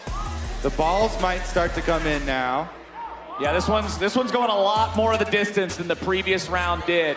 Both look pretty solid here defensively. Yeah, neither one of them's willing to really overcommit like we saw in the previous match. Okay, hold on. Looks like we might have yellow card. Warning, yellow card. Okay. Was that too close to the head? Yeah, it looks like it bounced off. Okay. Yeah, yellow bounced card for off, hit the headshot. Yellow card. Warning, back into the action though. Safety first, of course, with the helmets. They also have mouth guards. Everybody's armored up for this one. Yeah, it feels like both of them going for knee plays here. I want to see him commit to a stronger shot. They've been poking around here, trying to soften the opponent up before the team fight, but it's time here we for go. Holiday. And there it is. Oh. Team LatAm getting some points on this one. 8 points for Team LatAm, also denying Korea potentially the bonus 5 points if they had won both of them. So big win there. Nicely done by them, especially considering they are one of those teams that's towards the bottom of the table, considering you need to have enough points to make top 4 to get into that final round of Soul Fighter at the end. Here's a replay, and there it was. Nice. She caught her opponent's weapon and used it to drag that weapon slightly and pull her off balance. Yeah, nice sweep there from Nuvia to get her off. Gets the points. As we line up the next matchup here, Flowers. All right, so number 1, we already saw. The poking, I feel like that's not the strategy to go with. much better momentum here on the side to side. The one thing they just got to worry about is over-committing to that. Trumba sort of showed us what can happen if you go in too far. Of course, this was too far on a poke, but when you're doing these large side-to-side movements that take more of your body with your shoulders and your hips, sometimes your opponent might be able to catch that one off Fundamentals, guard. Flowers, fundamentals. We got to have those fundamentals on, and it also comes down to who's the most tired after the first couple of games, too. I mean, you've already been through a lot so far here. It is the third competition of the day. So I'm excited to see our next head-to-head here. Like you said, third competition of the day, last of the physical challenges. Remember, 8 points per win. If both you and your partner win, you get a bonus 5 points for 21 total. And again, if you make top 4, you will be moving on to the final round of Soul Fighter Arena Mode. There are also the first 2 rounds of Soul Fighter Arena Mode, which give points as well. So still plenty of game left to play to see who's actually going to make it into that final round. And I got to say, I think choking up as well, if you are on like the shorter end, you need more range, maybe you have to give more extension for your swings. Because both of them are holding it like kind of in the middle, you know? I know one of the rules is you have to have both hands separated by that middle bar. Oh, you can't choke. Oh, so you can't get baseball bat swings. Yeah. I don't think you're allowed to go for a home run here, Mark. I don't think that's the play. Okay, fair enough. This is why I'm not the one making the rules. I would get someone concussed pretty quickly. Looks like we have Aubrey actually standing by with an interview. Let's send it down to her. Thanks, guys. I'm with Iris right now. She just got all geared up. Can you feel this? Oh, yeah, for sure. All right, now you got Kapperman and Ladam as your opponents right now, and they were able to just pull off a win. So are you a little nervous? To be honest, we were first place in the first round, and we lost pretty bad in the second round. So this round, we're gonna win all this. I'm just kidding. What do you mean you're just kidding? Are we gonna win this? I don't know. Well, let's find it on the ground. I don't know if you're gonna win with that kind of confidence. Let me go over to Kapperman here really fast. Girl, you look like you are ready to go. Yes. Tell me about your strategy coming into this. Do you think you can beat Iris? Yo sé que, espero no sepa español porque voy a decir mi estrategia, que voy a esperar a que pierda el equilibrio y así le doy un golpezote y cae. Absolutely. Back to you guys. Couldn't have said it better myself. Thank you, Aubrey, for catching up with the competition. Looks like we'll be ready to go in just a second here. Both contestants are standing by on their pads. I think it helps to have a teammate who has already competed in it as well. Yeah. To help give you some insight. They can give you the hints, and they can also fire you up, because now you know that if you win, you're not just winning 8 points, you're winning 13 points. For Team LatAm, that sounds awesome. They definitely need those bonus points here. Down at the bottom of the standings right now. 3, 2, All right. 1. Iris from Team China versus Kapperman from Team LatAm. Okay. Already starting off kind of fierce here. Some circular swings. I want to see him settle on either a stab or a strike. I like both of them with the footwork, though. Pretty solid stance. They're taking up the maximum distance on their pads here. Oh, okay. Trying to do a little bit of that catch the weapon strategy that we saw win the previous round. Oh, the dodgeballs coming in. The dodgeballs are flying now. Those could prove to be a difference maker here. Ooh, Iris's foundation looking a little shaky. Gonna have to watch those feet. Stay sturdy. The back foot's getting pretty close to the edge of that pad, too. Yeah, Iris's stance is very wide. You can see both her feet towards the edges of the platform. Kapperman was also being very defensive there as the dodgeballs were flying in. She doesn't want to overextend herself, then get hit by one of those and lose her balance for free. Again, just trying to wrestle with the weapons, see if they can catch somebody off guard, pull them off the platform. Kapperman getting really far towards the front and changing footwork now. Okay. Right foot forward. Wants to lead with the other side. Iris saying staunchly planted. Kapperman's stance isn't quite as wide. She's got a little bit more room to experiment with here. You can tell they kind of want to jump over there now. Yeah. Oh, Kapperman's looking a little wobbly now. Iris still having a strong enough stance here, staying rooted. How many more of those dodgeballs we got? Let me get one of those. You're gonna fire from up here in the caster station. Should we throw one? Mark, get it. They took ours away, Mark. You're the only one. I'm the only one that has them? Yeah. Well, it's unfair because I'm closer to the LatAm side, so. Sometimes life isn't fair. Oh. Sometimes life isn't fair. A little bit of poke coming in there from Iris. No, they don't need me. Kapperman nearly fell off the front there. You can see both feet were right next to each other towards the edge of that platform. Careful. A little bit of overconfidence can cost you, as we saw in the first matchup. Fire, Mark. We've got the third person cam. Mark. Oh, my. Oh. Okay. Well, why are they giving them to Mark? Give them to us. All right, you talk a big game. Someone get some balls for Kobe. You can see what he does. Okay. Oh! Iris almost lost her weapon. That's some That's all we got. serious trouble if that happens. This is actually turning into an endurance challenge itself. Yeah. Kapperman trying to find a couple of good strikes here. Poking towards that upper body. Not landing much. Iris doing a good job there blocking with the middle part of the weapon. Kapperman going back to left foot forward, goofy footwork here. Okay. Trying to switch it up. Iris just swinging back and forth, trying to knock that weapon away. Oh, and finally, it's Kapperman with too much forward momentum, ends up stepping off of her own platform, and Iris, and that strong, wide stance the entire time, ends up taking the victory and getting 8 points for Team China. We've had 2 self-knockouts here, jumping onto the opponent platform. A long, hard-fought match. Looks like they ran out of gas. Iris staying strong longer, ends up winning as you can see the upper extension by Kapperman. 8 points, and also denying the double point win for the side of LATAM. So that means just 8 for each of them, as well as, again, trying to make just the top 4. Gives you the winner-take-all match of Soul Fighter at the very end of the day. You can see Flowers rejuvenating himself with the soul juice that we had. I love me some soul juice, Mark.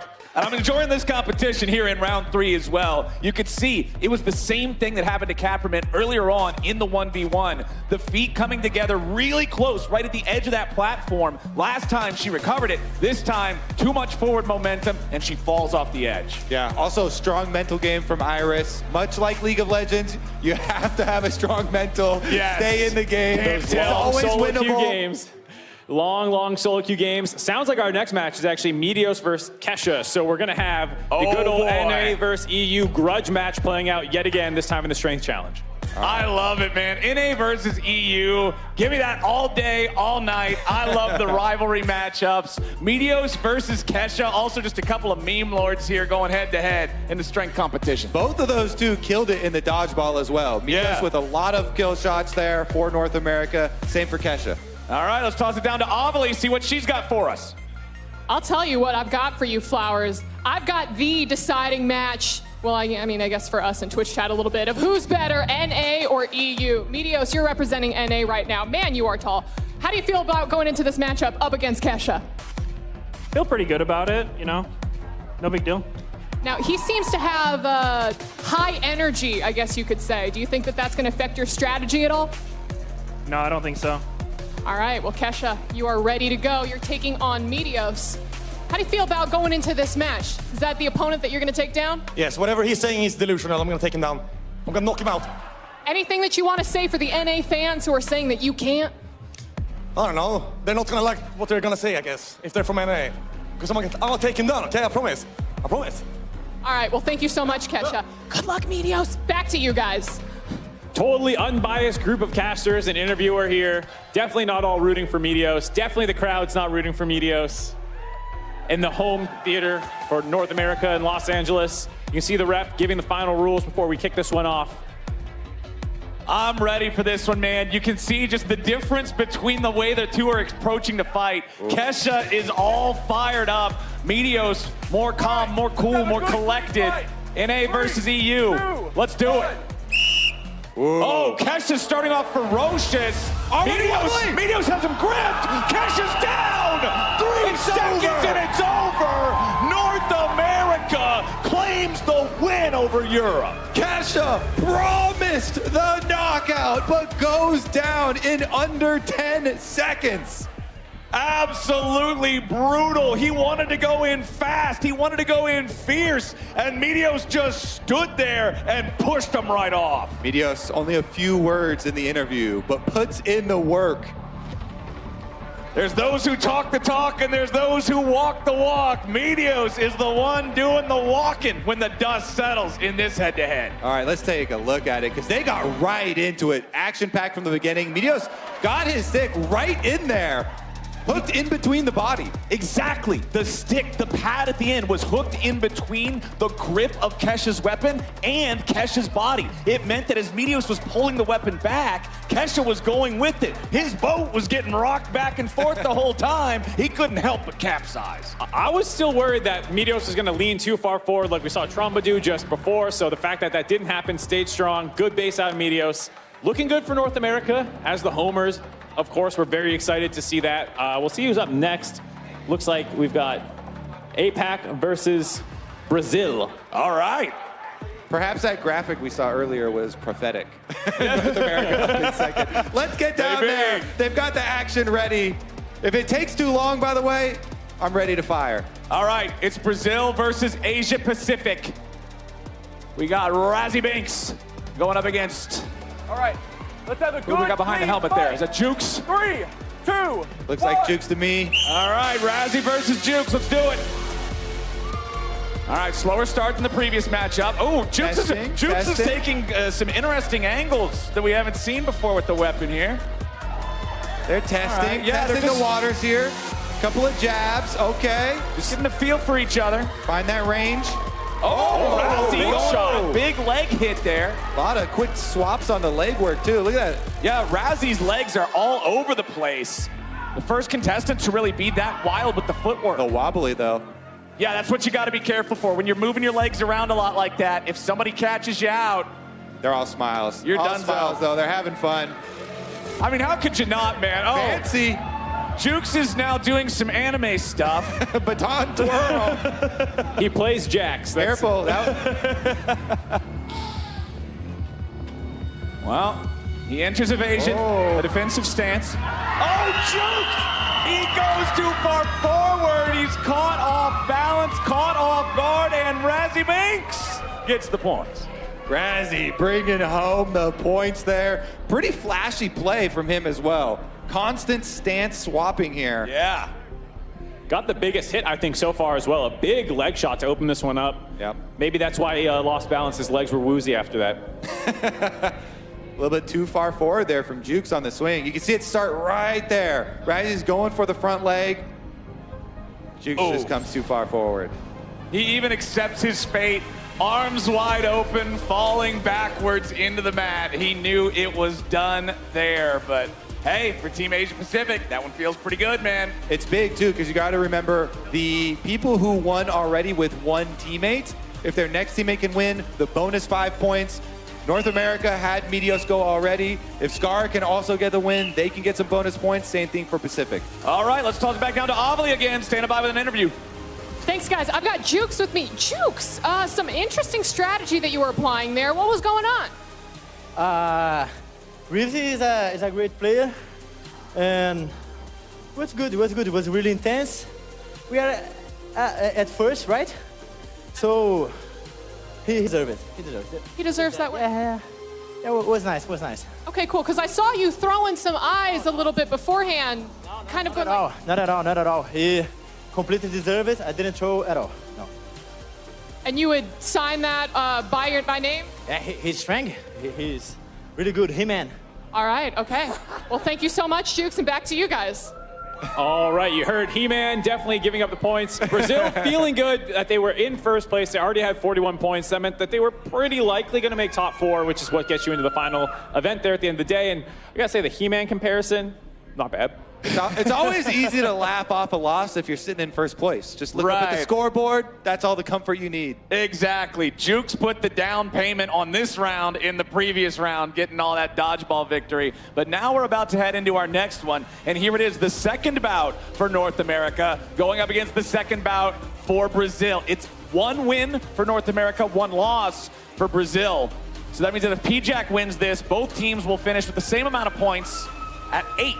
From this round, but if Skara wins it, it'll be 21-0 for round 3 overall. Has anyone gotten the full 21 yet, or has it been splits the whole way, right? There has not been a single 21 yet. There's still some that could do it, but none have yet done so. Let's get into it. Skara versus PJack, North America versus Brazil. Getting low here. I like it. Low center of gravity. Skara Taking a defensive stance, just trying to knock P-Jack's weapon away every time P-Jack looks for something. P-Jack a little jumpy there. Yeah. Remember that Meteos beat a jumpier opponent by being sturdier. Oh, Scar with nice a mad back hit. Oh, careful! Oh, no, Scar may have overcommitted, but instead, he just forces him to walk the plank. Scara will secure the first double win of this round of competition for North America and guarantee 21 points. That is huge for the comeback. Out of the first event, North America was dead last with 5 points. But big comebacks here. Meteos in the dodgeball. Now Scar here follows it up in the strength competition. Look at that vicious backhand from him, swinging around, and he's able to stabilize. Huge stuff out of Scar. Like you said, to be surging up the standings late in the competition. You could see there, nice way of targeting the weapon, knocking him off balance and pushing him off. Huge stuff, because also worth noting that both Meteos and Scara have played a lot of the actual Soul Fighter Arena event, which is something that they were talking beforehand about where they were going to make up most of their points. More Meteos than Scar. Scar's played about like 4 hours of PvE. But I played with Meteos a couple of nights ago. Yeah? He's been spamming it, so I'm definitely confident in our league skills. Well, look, boys, I'm big on style points. Why win if you're going to do it with Yumi? And same thing in real life. Why win if it ain't gonna look cool? Scar is holding the weapon out, making him walk the plank into the ocean there at the end. Not only is it the first 21-point victory for a region in this phase of the competition, it looks so damn cool. Scar absolutely coming up clutch. We have a potential second person to grab 21 points. Stanley coming up for APAC. If he's able to win this one, he will be able to claim all 21 points for them. All right, Asia Pacific, can they follow it up? All right, Stanley from Team APAC versus Seattle from Team Japan. Let's do it. Stanley starting off aggressive here, going for a couple of pokes. Ooh. Season 2 world champ here. Really far forward, though. Center of balance looks really far forward. Stanley just not willing to go on the defensive at all, just wants to keep that pressure up. Yeah, going for the legs constantly, trying to wear down the knee. Seattle trying to get back a couple of good hits of his own here. Also having to deflect all of these jabs from Stanley. Both men with a very far forward front foot. Yeah, Stanley looks very precarious there. He wants to get the most out of an aggressive look. Oh, Stanley's looking a little wobbly here. He's got to be careful about that aggro. Reposition and make sure you're balanced there on the platform. Seattle does have the back foot all the way towards the edge. You can see that foot position there, how it differs from Stanley's. He's leaning forward while also having the back foot with the extra distance to create a greater sense of balance. Now Stanley's seriously in some trouble. Okay, he recenters. A little bit of a reset here. Oh, Stanley, look at that, man. The front foot is halfway off the platform. One wrong hit, one little slip, and he could be taking a spill. Oh, but the dodgeballs are starting to fly now. Right, Gene gonna miss that one. All right, everybody's still cool for now. My question is, do I get to throw yet? I mean, I'm waiting on the words from the ref. Kobe's locked and loaded up here. I'm ready to help. Oh, the dodgeballs keep flying. Stanley staying so aggressive in this one, always leaning forward. Dodgeball connects there onto Seattle, but no use out of that one. Oh, friendly fire a little bit. Yeah, Raging Fire. Oopsies. Accidentally into his own teammate there.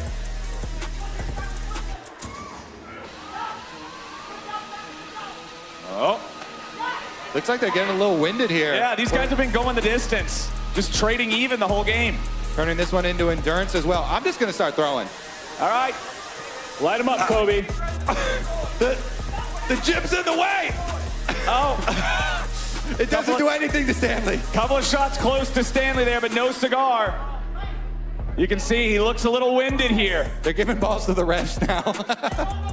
Remember that if Stanley wins this, it's 21 points total, but no! That's gonna be it. Seattle takes the win in the head-to-head of Team Japan versus Team APAC.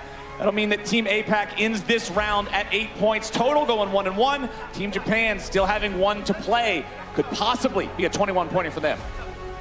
All right, let's see if they can bring it home. That was a long one. Endurance test as well as a strength test. Constantly, both of them the whole time on legs. And then it's finally the backswing here. Kind of takes the lunge from Stanley, uses the momentum against him, pulls them right off. We've had more wins trying to get someone to come towards you off of their own platform than we have pushing them off. It's got to be a Counter-Strike, man. You're using a Jax weapon. Play like Jax. Spin that thing. Well, don't literally spin it because Jukes tried that and it didn't work out. Also out of the rules. Yeah, it definitely feels like either getting pushed off or leaning too far forward. It's a high-risk play, but that's usually how you end up winning. That's how Skara took the win, shoving him off at the very end. Very good stuff out of him. We have a couple more matches to go, I believe. One more match. China Icon versus Raijin is the final match of the day, coming up in the strength competition. At the very end of that, we'll check in on the points, see who is positioned well as we head into the arena portion. There are 2 more rounds of the arena Soul Fighter mode that will be played on the PC's League of Legends, and then all that seeds into the final round, winner takes all of the final match of arena mode. So as we get ready here, Raijin was able to watch his teammate play that one out. The slow and steady turtle takes the win. Now, if I remember correctly, remember that Icon's teammate Iris played way earlier. Iris also got the win, did she not? So that means whoever wins here, it's a 21-point game. This will be the second team to get full points here in round 3. 3, 2, 1. All right, let's rock and roll for the last round. Oh, Raijin already in trouble. Icon immediately ready to knock him off balance here, but now Icon steps too far forward. These guys are really going at it. Kind of helps him reset there. Now got his balance back. Okay, Raijin going to the feet here a little bit, trying to knock his opponent's foundation apart a bit. Wide stances from both competitors. They're calming down a little bit. See Icon getting some nice pulls, but Icon is pulled forward as he tries to push a little bit too far. That means Raijin's going to take the win, and Team Japan will join Team North America as one of the only 2 regions to secure the maximum amount of points. Double win there for Team Japan. And again, keep cautioning against going too far forward, right off the front of the platform there. Nice job. Nicely done there. Team Japan is going to love that one. This is a team that's been hanging out in the middle of the pack for most of the day in terms of the scoreboard, so you know they're going to love getting that maximum point value to boost them up going into the final parts of competition here with the Soul Fighter game mode. It's a perfect time to make a push right when we go into the arena mode. Yeah, we'll have to see. They're going to be calculating up the results, see exactly who is in what position. Might let you know who has to make the biggest lead there is. But while that is going on, while we're calculating and confirming with the referees, Obli is standing by with Michelle D'Antonio, ready to talk about some Legends of Runeterra goodness for Soul Fighter. Hi, Mark. I am actually with Team Japan right now instead of Michelle, but we can get to her in just a second. I'm here with Team Raijin and Xiaoru after that win. Raijin, that looked difficult, but good job. How do you feel after that game? いや、1000超えすぎて負けまくってたんで、これ勝ててめっちゃ嬉しいです。I'm so happy. Happy? How about you, Xiaoru? いや、すごく相手の方がもうなかなか倒れなくて、押しても全くびくともしなかったんで、スタミナ系でなんとかなって勝ててよかったですね。次のゲームも勝ちたいと思います。My final question, and this is the only Japanese that I know. あなたたちはジョジョの奇妙の冒険が好きですか3部が好き。Me too. ポーズお願いします。はい。3、2、1. That's a prospect to you guys. Okay, we're gonna go right over to Michelle. Michelle, girl, you are joining me over here. You are here to talk a little bit about Legends of Runeterra and some of the amazing things that's happening with Soul Fighter. So, girl, what can you tell us? Well, hello. First off, it's so exciting to be here. This is amazing. It's me, I'm Michelle. That's so, not the team. But yeah, we're so excited to be here. We have some really, really amazing cosmetics. Like, the best part about working on the Legends of Runeterra team is we're able to share a window of Runeterra with Legends of Runeterra. Through the art, the flavor text, we're able to deep dive on these kind of events with alternate universes. I mean, where else do you see Pike and Gwen go get groceries together or Nidalee walk through a bazaar? The lore team has worked so hard to make sure that in-game, the thematic is just as fun. Like, the level up's incredible. The art, mwah. And I can only imagine that the Legends of Runeterra player base has got to be so excited for this, as you said. Where else are we going to see some champions do some grocery shopping together? So what do you think the reaction of the community is going to be? I mean, what I've seen before coming up here is they're so excited. And honestly, it's just the best part of the job. Seeing the community react to all the hard work that everyone on the team does is just incredible. It's like I mean, look at this. It's amazing. I know, just everything around us has been an absolute blast and pleasure. So I do have to ask you, getting a little bit away from Runeterra, out of all of the teams that you've seen perform so far, who has been your favorite? Ooh, I like the spice that Brazil's been bringing. It's been really fun. I'm from NA, so I gotta love NA, but I did live in Europe. It's really hard. It's really hard to choose a favorite. So, I don't know, I can't do it. I will say this, one of the first times that I met you, you were in full cosplay. I think you were Ash, and it was at FanimeCon years and years ago. I can't help but notice that I feel like maybe we have a couple cosplayers in the crowd today. Is there anything that you could speak to on that? We have some incredible cosplayers in the crowd, and they are hanging out over there, which I'm not sure the cameras can get to, but they look amazing. They made these in like a week and a half, like the talent.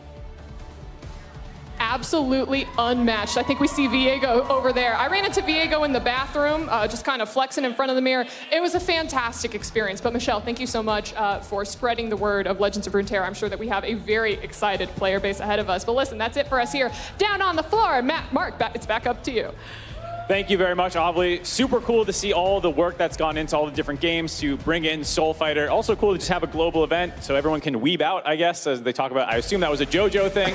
I'm not quite sure. We'll be getting these scores up on screen in a second, but definitely really cool to see all that Legends of Runeterra stuff coming up. Here we have the current scores after the changes. You can see Brazil still holds on to their first place, but we have a tie for second between Team Japan and Team North America. The earlier graphic was actually prophetic. Tied for second there in North America. Beautiful. Look at that. The competition is fierce here coming into the final rounds when we're finally going to get into some Soul Fighter gameplay. Yeah, definitely the case. You can see there's just so many close scores in those mid-20s. Going to be very close. That was a fierce competition. Like you said, we'll be gearing up for the final round, which is the Soul Fighter. And we'll get to see all these players in those new environments. Flowers, you doing okay, by the way, man? Something is going on here. I think we got to cut you off from the Soul Juice or something. Little twitchy? I am loving the Soul Juice. I'll tell you what right now, you guys haven't been drinking any of this. You better be drinking this right now. It's about the best thing I could ever be drinking anytime. I feel great here. You have some of that. I'll tell you what, I want to get down there in the competition. I'm about to win some of this myself. I'm about to break this. I'm about to break this open, boy. Let me tell you what. We're gonna have some fun here. Okay, what is going on right now? Let's relax. Okay, hold up, gentlemen. Production just told me we have a new Soul Juice PSA that we have to play right now. Production, what is going on here? Have you or a sparring partner been affected by severe side effects of Soul Juice in the last 30 days?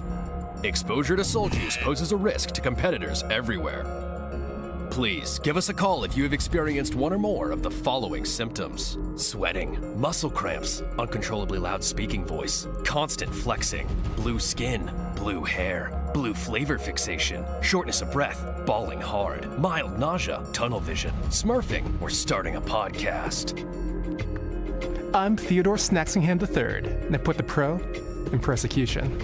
We're here for you at Poro and Snacks, attorneys at law. Call now, and we'll fight for what's right. The contents of this advertisement should not be construed as legal advice. First consultation free. Subsequent payments by cash, check, or savory biscuits must be made to Poro and Snacks attorneys at law. Poro and Snacks may not be held liable for excessive shedding, food-motivated decision-making, or napping on the job. Okay, well, someone... I think we definitely have a case, Mark. Get that out of his mouth. Please do not let him drink any more of that. No, dude, come on. It's just... He doesn't have the blue skin yet, at least. So. I mean, I'm looking all right. Yeah, I mean, don't let it get any worse, Kobe. Keep that away from him. Get him some water. We're going to be getting into arena gameplay soon, so we're just going to keep moving along. Kobe, Flowers, we're done with the challenges. What have been your favorite moments of the physical stuff so far? The Soul Juice. No, you can't say that. We had some really, really big hits, starting it out here with the endurance test. This was a really good one. GPT's first win on the board. Very impressive. Ouch for Iris there, getting taken out, not being able to make the final jump. Dude, I loved how people were just standing there and tanking the last hit in the Endurance Challenge too after seeing their final opponent fall, just styling on them. And then things got crazy in round 2 for the dodgeball. It was Team Brazil who just came out, both barrels blazing with the 1-2 punch almost every round. They made the full around the world tour there, defeating every single other team, even having to have that rematch with Asia Pacific. And absolute domination from them, which is why they are currently at the top of the leaderboard. It's crazy to me that they're still in first place despite picking up no wins in the final round. It was all off this domination of the accuracy challenge. Absolutely crushed it. Europe gave them a run for their money there. Juke's too good with the fake outs, though. Honestly, awesome run from them. It was sort of a second half surge for a couple of the other squads, though. North America got some points, Europe got some points, Asia Pacific all got some points during the second half of the dodgeball competition here. We saw a couple teams really fall prey to those penalties, though. The refs were not letting anybody pass those lines. We had replays, multiple oversteps there. It did cost a couple teams. Yeah, you can see a nice little rally from Meteos and Scar there, picking up some wins. This was that big rematch. They ended up having to play this one out 3 or 4 times in a row because there kept being these like little ticky-tack rule violations. We saw this so many times, but in the end, I believe it was Brazil who came out on top.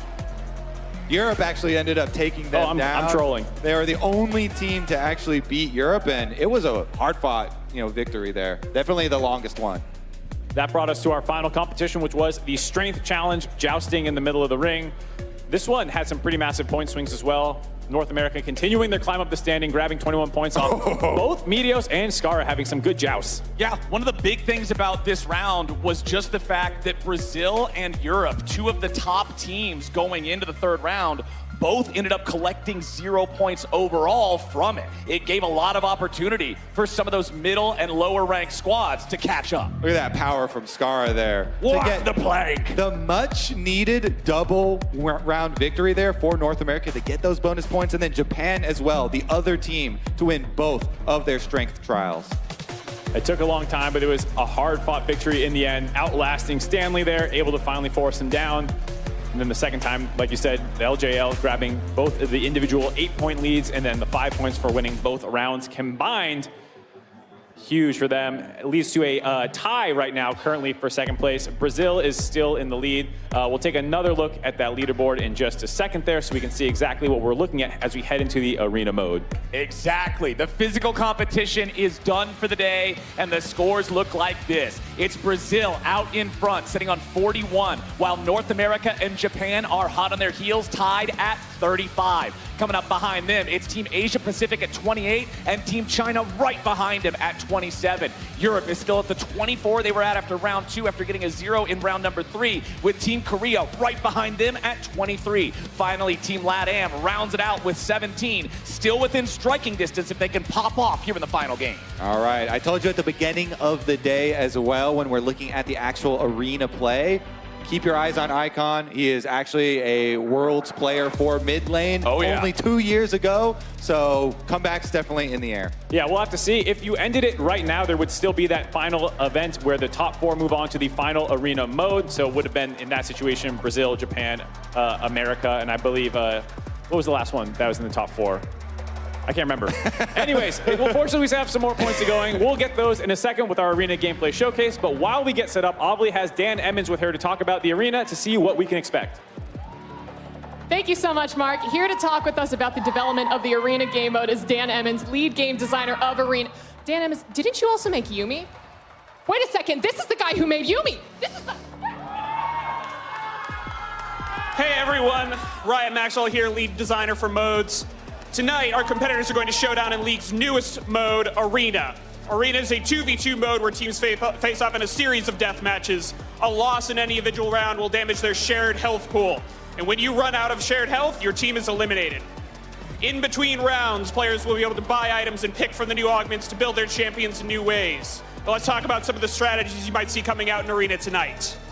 First up are the champions. It may seem like melee characters are all that can succeed in Arena in a small area, but there are a lot of balance adjustments we've done to make sure that ranged characters have options. In addition to extra durability, ranged characters will get move speed to help with kiting.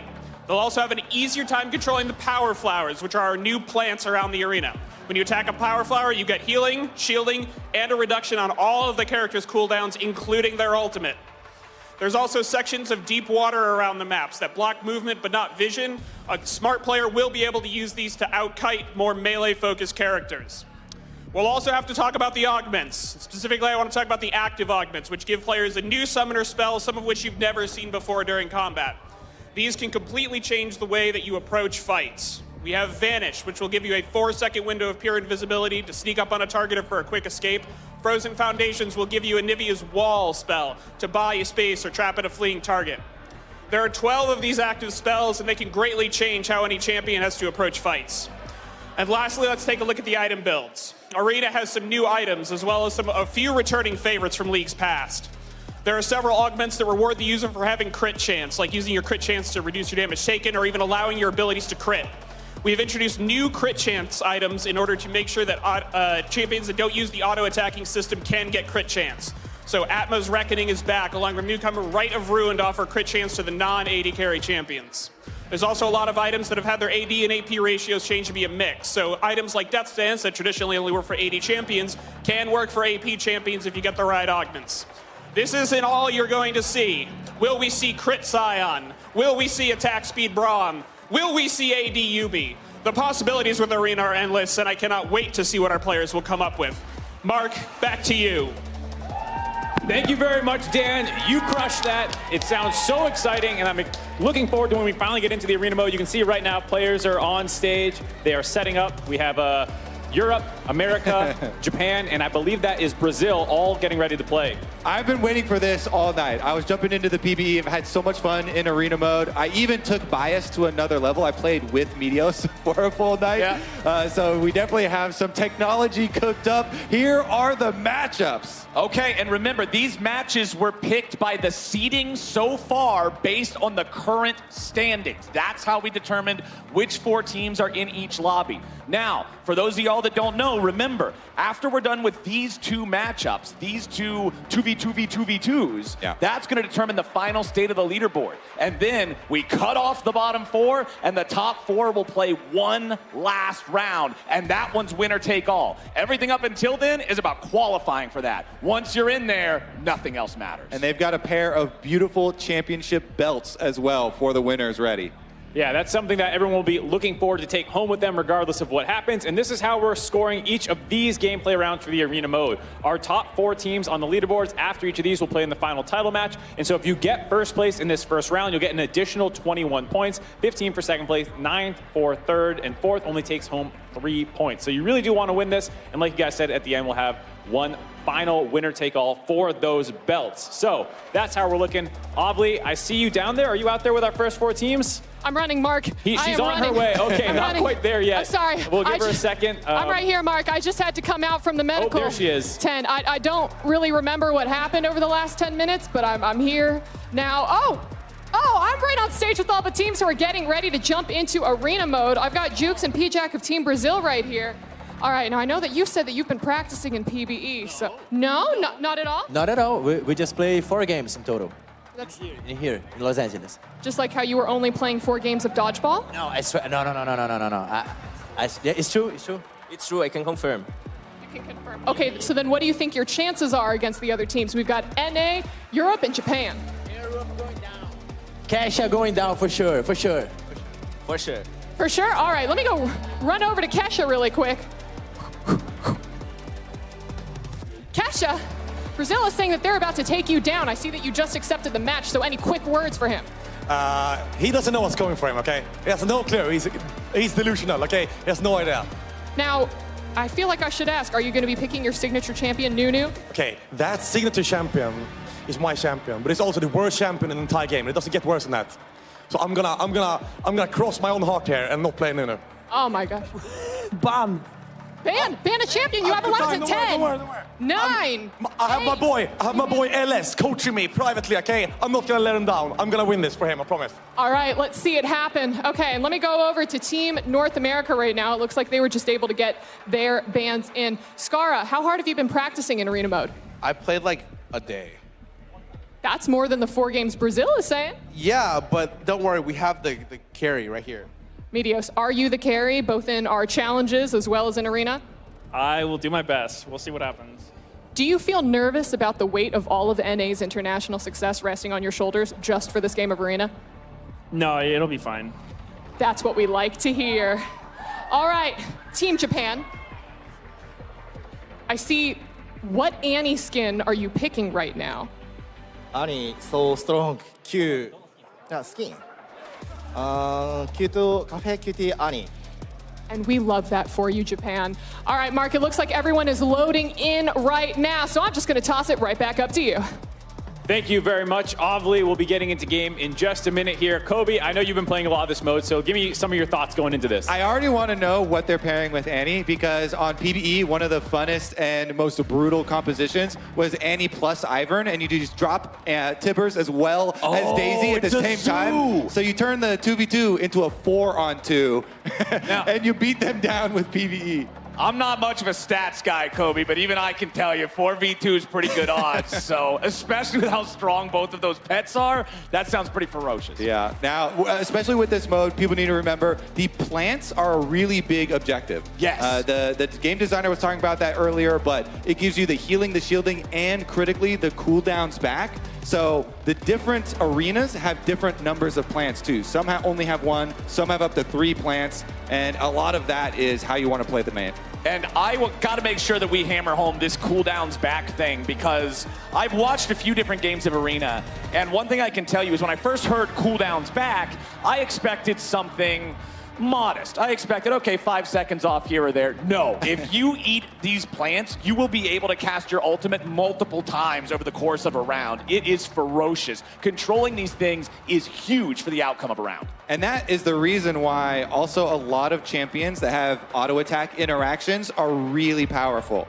My favorite was actually like Shyvana, because you need to auto attack the plant and you can auto attack reset with Q, but it also counts as 2 auto attacks itself. So you can get all 3 charges of a plant pretty instantly there, as they're working out some issues here with the setup for the game. But there are just so many really fun things. Another one is Twitch. With you pop your ultimate, your attacks through champions also count on plants. So any way that you can get plant advantage is a strong way to get advantage in the arena. Heimerdinger with the turrets, Shaco with the boxes as well, controlling that area. So you're talking about Twitch, you're talking about Heimerdinger. I do want to go back to something that we heard from earlier, talking about how ranged champions, you would normally think they'd be at a disadvantage in this mode, but they have been buffed up in terms of their durability, in terms of their move speed, just to give them some extra baseline stat increases to not be immediately ran over. And then also, like we heard, the addition of the deep water, so you don't have to ward over terrain to still shoot over terrain, and you can have the extra advantage that way too.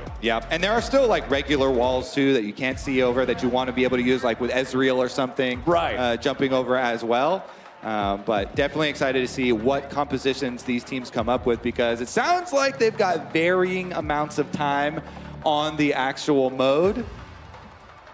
We'll have to see what they're going to end up doing. I do like how there's been some rivalries that's developed even just here tonight. Obviously, NA-EU cuts deep, but EU versus Brazil popping off because of that dodgeball rivalry. I'm wondering if they're going to go extra hard at each other when they draw each other in the 2v2.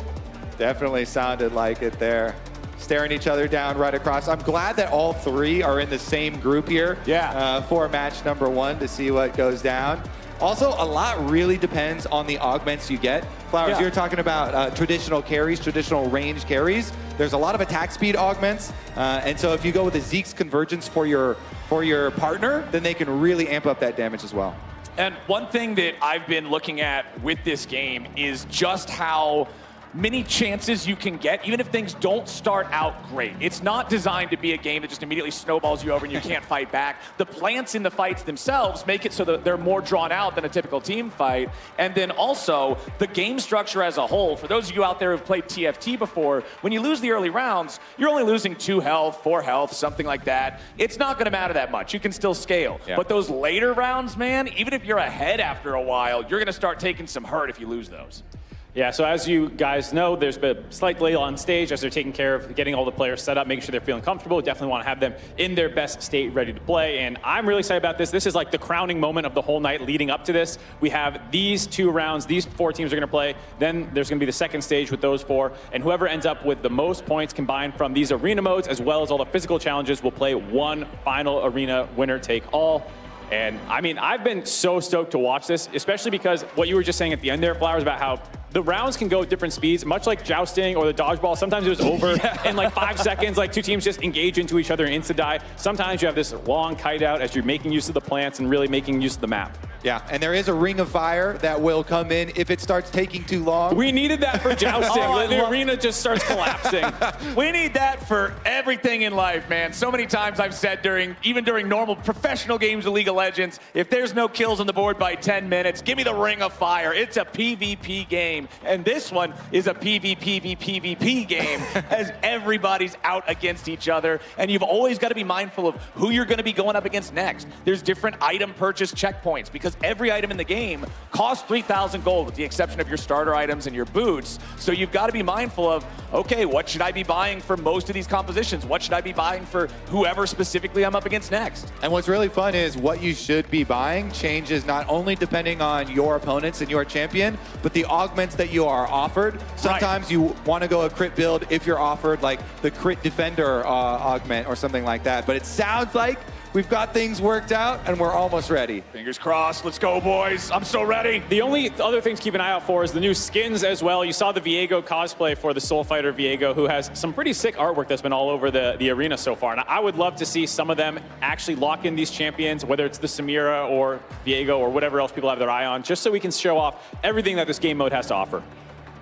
Also, you get to see some of those just as PvE interactions in the arenas. There's a bunch of them like Set, if you are the last person to damage the Set, he'll throw a big W towards the opponent team. Pike will try and charge and stun whoever is furthest away from them. So oftentimes the strategy on the Pike map will be to rush towards the Pike so you can get him to jump towards your opponents. My favorite one is the dog, the new champion. Nefiri is on the map and her entire pack thinks as one. If you walk in the vision range of any of those little puppies or the big dog, they all jump on you and do massive damage. And you can see it, the cone, the vision is indicated similar to like a Callista Sentinel cone. So it's not super hard to dodge unless your opponents force you into it. All right, so while we get ready for the stage, we're going to send it down to Ovly for a quick interview. Thanks so much, guys. I am actually with one of my dearest and oldest friends, Sab Kennedy. We did a lot of collegiate League of Legends together, TESPA, all of these throwbacks where I know that you were putting together so many fun events for colleges, high schools, everything. And now, as I understand it, you've upgraded in terms of your event organization. Tell me a little bit about that. Absolutely. So hi, nice to meet you all. I'm Sab. I'm the brand manager for League of Legends and TFT here in NA Osh. We're so excited to bring this event to you here today. Soul Fighter Fight Night has been everything we've ever dreamed of to bring to you guys straight to home. Let's make more amazing events for Riot Games. Now, one thing that I have to ask is that so far everyone I've interviewed, because they're from NA, and I think because they work in the NA offices, they've been cheering for NA. Who are you cheering for?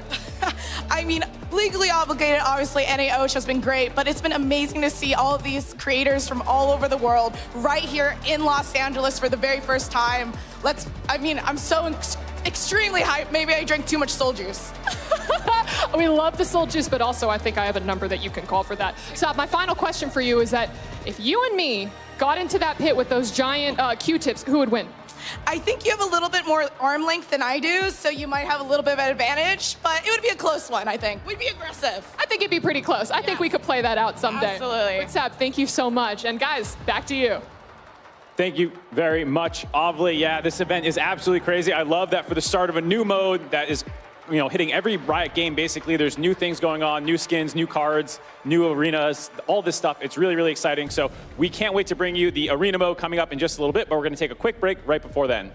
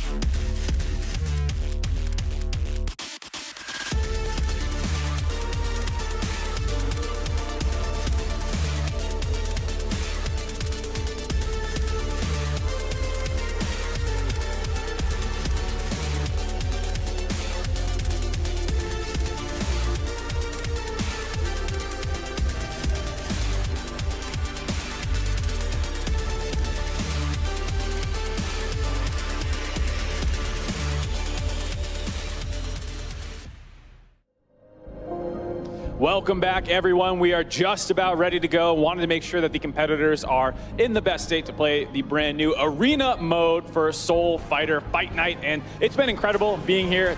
All the people from around the world getting flown in for the launch of this new mode that's hitting basically every Riot game. It's been so sick to hear from all the developers as well. I don't know how you guys been enjoying the night. We've had all the setup, all the endurance modes, the accuracy mode, the strength mode. Now we get the arena, finally. I am ready for this, man. It's all been leading up to it. I'm chomping at the bit. Let's go.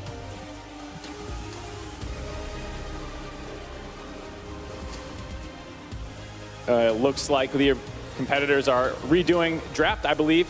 They had to power cycle a couple little things, so we'll be in the game in just a moment here. I gotta say, I've definitely enjoyed watching all the physical competitions. It's been a long night for some of these guys. The Brazilian players, for example, had to play 8 rounds of dodgeball after jumping over spinning arms and getting hit with sticks, jousting. They didn't get any points in jousting. Maybe they're gassed. Maybe they're running out of steam. Who knows? So we got to see a couple of champions, or hear about the couple of champions that they picked already. Yeah. Annie already in the play field. Annie's super strong in the arena. I think I saw a Zac as well. There are some things in this mode that are sped up, like Zac's blob respawn, you know, Anivia's egg, those types of things. So there have been little balance changes to some of the champions, in addition to all the changes that they made to like the items, where they added the stats so to make everything basically 3,000 gold worth. Exactly. It's not just that the items are There all we 3,000 go. gold now. They've been compensated appropriately. Hell yeah, let's go. It's Soul Fighter time. 2v2v2v2. The final phase of our Fight Night event here today. And we're going to see how it all shakes out with round number 1 starting off here. As it looks like we got Jukes. All right, we got Meteos on his Elise, the classic here. Scar on Trundle, gonna play the front line here, see if he can get his ulti off pretty early. They're going for early plant control. That's big. They start with shields. Okay, we got the shields, couple of skill shots going back and forth, but nobody hard committing just yet. Raijine's gonna be the target here, as it looks like that's what Team North America wants to do here, going after that Poppy just because it was the closer target. Cocoon Nobody hard goes committing. wide. Cocoon goes wide. Blast Cone disengage here. Okay, Scar's gonna lead the charge. Plant's starting to come down soon here. Plant arrival on the top side. That's gonna be big shields there for Team Japan. Yeah, Team Japan getting the entirety of that power flower means a nice boost for them. As Scar throws down the pillar, Meteos to provide a little bit of extra damage. There's the Elise combo, but it's not enough to burst him down just yet. Scara staying on him as the circle shrinks down. The blast cone knocks everybody apart, and Scar is getting paid first. Meteos with a nice bit of CC. Scara survives a little bit longer, and now Meteos is the one leading the charge. He's got a massive advantage, and Team Japan is spider food. All right, the first victory there. Team North America does not lose any HP. Remember, the early rounds are just about your HP. It doesn't mean anything is over yet for Japan. All right, and you can see here now a couple of augments being given up for selection. Remember that each player not only gets the option to choose from the 3, but you can re-roll them a couple of times per match. And remember, there are 3 different levels of augments, kind of like TFT, silver, gold, and prismatic. The silver ones, not nearly as powerful as the other ones. So don't usually want to spend your re-rolls too early on some of those silver ones, but a little bit curious here, so they do go for the first one. All right, next matchup is going to be NA versus EU. All right, let's see how they do it. What is EU playing in this one? You got Kesha on the Zac, Trumba on the Brand. All right, Zac's got to get in there early. Remember, the respawn is pretty quick there with the Globlets. Wants to tank. Okay, they take 2 hits of the flower. They leave the last one there for Scar after they force the European representatives back away. But now it's Kesha and Trumba that'll have immediate access and total control over all 3 hits of that second flower. Okay, Cocoon, not a lot of follow-up. Trumba, nice connection there. Gets the proc on the passive. The Ring of Fire is ready to count down. Oh, nice lockdown. It's Scara and Meteos finding some burst, but it's only on the Kesha. That's not the target they want to focus. Scara's gonna go kaboom, and it's Team EU getting paid. Meteos has to try to catch this one out and outplay it. Yeah, that's going to be really difficult, and it looks like EU's going to take down Meteos too. He's at the edge of the Ring of Fire, and Europe again puts a stop to North America's win. Nicely done. They don't lose either champion. That was clean. Honestly, you know that Zach is going to want to tank early on, and they did a really good job of utilizing that position. Team North America, they tried to go with the pillar to be able to focus him, but they could not cut through him this early in the game. They will scale up to a better tank-killing matchup once Skara gets level 6, gets access to that Trundle ultimate. Yeah. But it's still nicely played there. And that's the thing, remember, even if you have a round go bad early on, it doesn't matter too much, but you can see so far it's only Team EU that hasn't lost a round yet. As this time around, we got Brazil going up against NA. Shaco and Vlad versus Elise and Trundle. Plant on the inside. There's only one plant in this arena, so getting access to the middle is really critical. Skara does get it. Skara just trying to bait these guys into overcommitting onto him. Meteos is the one who's usually going to be the cannon here out of these two. There's the Hemo Plague placed down. Tides of Blood going to find some damage, but P-Jack's in some danger now, having to go into the pool to kite it out. Skara with a flash into the chomp. P-Jack wanted to outplay it, but he's got no shot. Jukes tries to bring him back into those Jack-in-the-Boxes, but the boxes are not ready. And now he's going to head for the brushes and go for a classic Shaco play. That's your team, Shaco, and that's Brazil dropping to North America. You can see another of the tools in arena mode being utilized there, and that is the sweeper key is actually a reveal. They use it on the Shaco at the end. They find him, they take him down. That mapping in particular, critical to get to the middle to get control of the plants, especially when you're playing Shaco. But here, we're jumping into another one that's already in progress. The Zach Blobs dealt with that time. The Zach Blobs are so tricky. You said it earlier, those things come back together so fast in this mode. All right, looks like they tried to have the same strategy tanking, but couldn't come up with a victory that time around. 3 teams now tied with 18 health at the top. And it looks like it's Brazil really rough down there at the bottom. Yeah, tough start for Team Brazil. Everybody else tied up here with the scoreboard saying that it's actually the Japanese representatives who are currently at the top. Let's see which head-to-head we're going to get next, excuse me. Looks like Europe versus North America. Again, you can tell by whoever's health bars are lit up and you can actually see them when you're in that buy phase, you know will be your next opponent, so you can try and prep accordingly. All right, this is my favorite arena hazard. This is Nefiri and her pack. That red triangle means stay away. If you walk into that or are stunned up when it walks into you, those dogs are all going to converge on you for a massive amount of damage. You can see them right there. They jump in and eat Skara's shield and a chunk of his health. Also, worth noting, this is one of the arenas with 3 spawn points for those plants. So whichever team is able to split and control 2 of those spawns does get a nice advantage.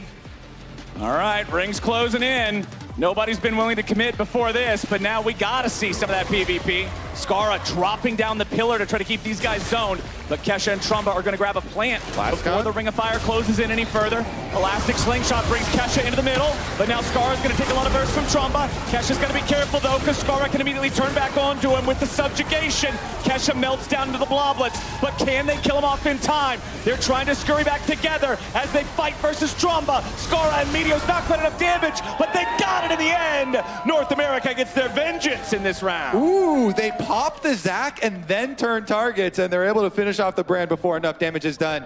That turn of the tides, once they do get access to the Trundle ultimate post level 6, they're starting to scale. That's what it's all about. If the enemy team has a tank, Trundle is happy, my friend. He's eating good. Ooh, look at the strategy here. Discussing some possible changes. Meteos probably advising Skara on build or augment choice. It looks like it's an augment choice round. All right, this means that we've got Europe versus Japan this time around. All right, so this arena has the Lux, that little beam. As soon as you touch it, it's going to start firing the laser. You have plenty of time to walk out, unless your opponent's CC you there can be used against you. Raijin gets 2 hits off on the plant. Yeah, Raijin just trying to fight for that control over the middle, but Lux is going to make this a little troublesome. Laser hits 1 from each side, as Raijin's now going to be eating plenty of that damage over time from the brand. Seatadu can't do enough to save him in time just yet, but now Raijin's tried to get away, as Seatadu goes in for the finishing blow on Trumba. Needs 1 more hit to do it, and he gets him, plus 350 gold. But what about the rest of the fight? Kesha's still alive, tries to slam Poppy back into the Tibbers, but a 2v1 might be enough. Kesha's stunned, Poppy slammed back into the wall. All they got to do now is farm the blobs. First one down, second one down. Fourth one, there it goes, and Team Japan gets the dub. Close one there, nicely done, protecting Searu as well on the outside. They're able to chase down that brand, kill the DPS first. It's getting intense, man. This is what I like. The first couple of rounds, they're a little slow. You only got level 3 champions. But man, once you hit level 6, the ultis come online, you get a couple of augments, it's fierce.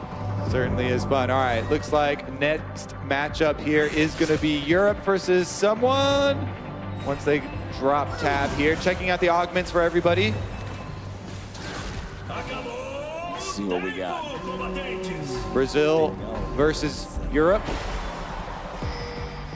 That's indeed the recipe here. Let's see if Brazil can catch up a little bit from being towards the bottom of the standings. Remember, once your team health hits 0, you are out. Usually when you're playing Sheikah, you want to set up boxes around the plants to defend the plants so that you can then get them. Looks like they're using it as a little bit of a dare here. Top plant taken already by EU. Juke's going over the wall. Not a whole lot of damage there. Shaco, not typically super effective at pouring damage into Zac. Yeah, it's nice for Zac too, because you can use your Q on them and then auto attack towards the plant to get that. Yeah. Kesha trying to trade there, but losing out on those trades. Now Trumbo's going to be hit with a Hemo Plague. The brand is in danger. The Tides of Blood, but the pool to be able to stay alive in the meantime, and Trumbo's down. P-Jack grabbing the kill on that one, as Kesha is just getting kited around by the Jack in the box, and that should do it. P-Jack's right on top of the Bloblets. He'll be able to bring the damage. Kesha's got another box ready to go, and Team Brazil takes the dub. Looks like every team, ooh, and there's a taunt afterwards as well with the pre-game trash talk delivering. They do indeed take down Europe. Every team has figured it out now. You gotta go for the brand, rush past the Zac, immediately take down that DPS. And now Europe, they're gonna have to come up with something else to get out of here. Maybe Zac needs to build more damage himself, more offensively jump in with those elastic slingshots, get in a little bit earlier. They're down to only 6 HP. Very, very dire straits here. Later on in the game, a single round loss will do that much damage. Okay, here, fighting for their lives. Europe versus Japan. Let's see it. This is only one plant on the map. Mid lane is claimed already, and Zac's going early. Yeah, Raijin just wants to bait these guys into attacking him. Searu is the cannon. Okay, they found their way onto the enemy brand once again. The strategy just works. Blink and you'll miss it. The brand's already down. Now Kesha's got to try to fight this one in a 1v2, but Steadfast Presence stops the elastic slingshot, and there's enough burst coming out from Searu to guarantee he's going into Bloblet form. The Poppy Hammer ain't even needed, and that's it for Team Europe. I believe they may just be eliminated. Yeah, looks like it. You can see the look at the build here for Raijin 2 on the Poppy. Building those support items. Remember, they've been buffed up to 3,000 gold's worth. And Meteos finding the kill here. We just got a little sneak peek of the NA win. Yeah, that was the NA win to keep Meteos and Skara tied up. Yes, these are the most valuable augments of all. All right, so Jeweled Gauntlet is pretty good depending on your build. It's a little late right now, so if you haven't gone crit, it's not going to have that value you're looking for. Feel the Burn is a little bit overrated. Blade Waltz is kind of cool. It brings back kind of the old Fiora ultimate to be able to dance around for the old nostalgic players. I love it, man. I love it. And you can see here, with Europe eliminated, that means they'll only get 3 points from this round. And it means that Team Brazil is also dangerously close to death's door. If they lose any more single rounds, they are out. Meanwhile, Japan and North America both sitting on 14 lives remaining. They got a couple of chances here. All right, let's take a look. Remember, let's see if we can get one of the ones fighting. There we go. All right. Raijin, remember, he's gone with the full support Poppy build here, so he's just tank frontline. He got the Knight's Vow to try and tank up damage for his teammates. Yep. Similar strategy there to the Zac. Get in early. It's win or die for Team Brazil.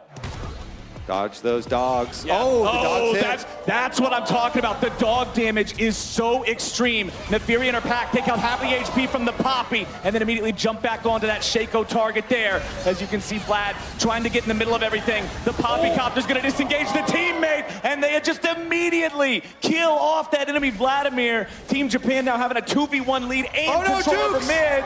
Oh no, Nefiri, dude, the dog is so hungry. Okay. Jukes, can he pull it out? First Raijin here. The dogs! He's got to try something crazy.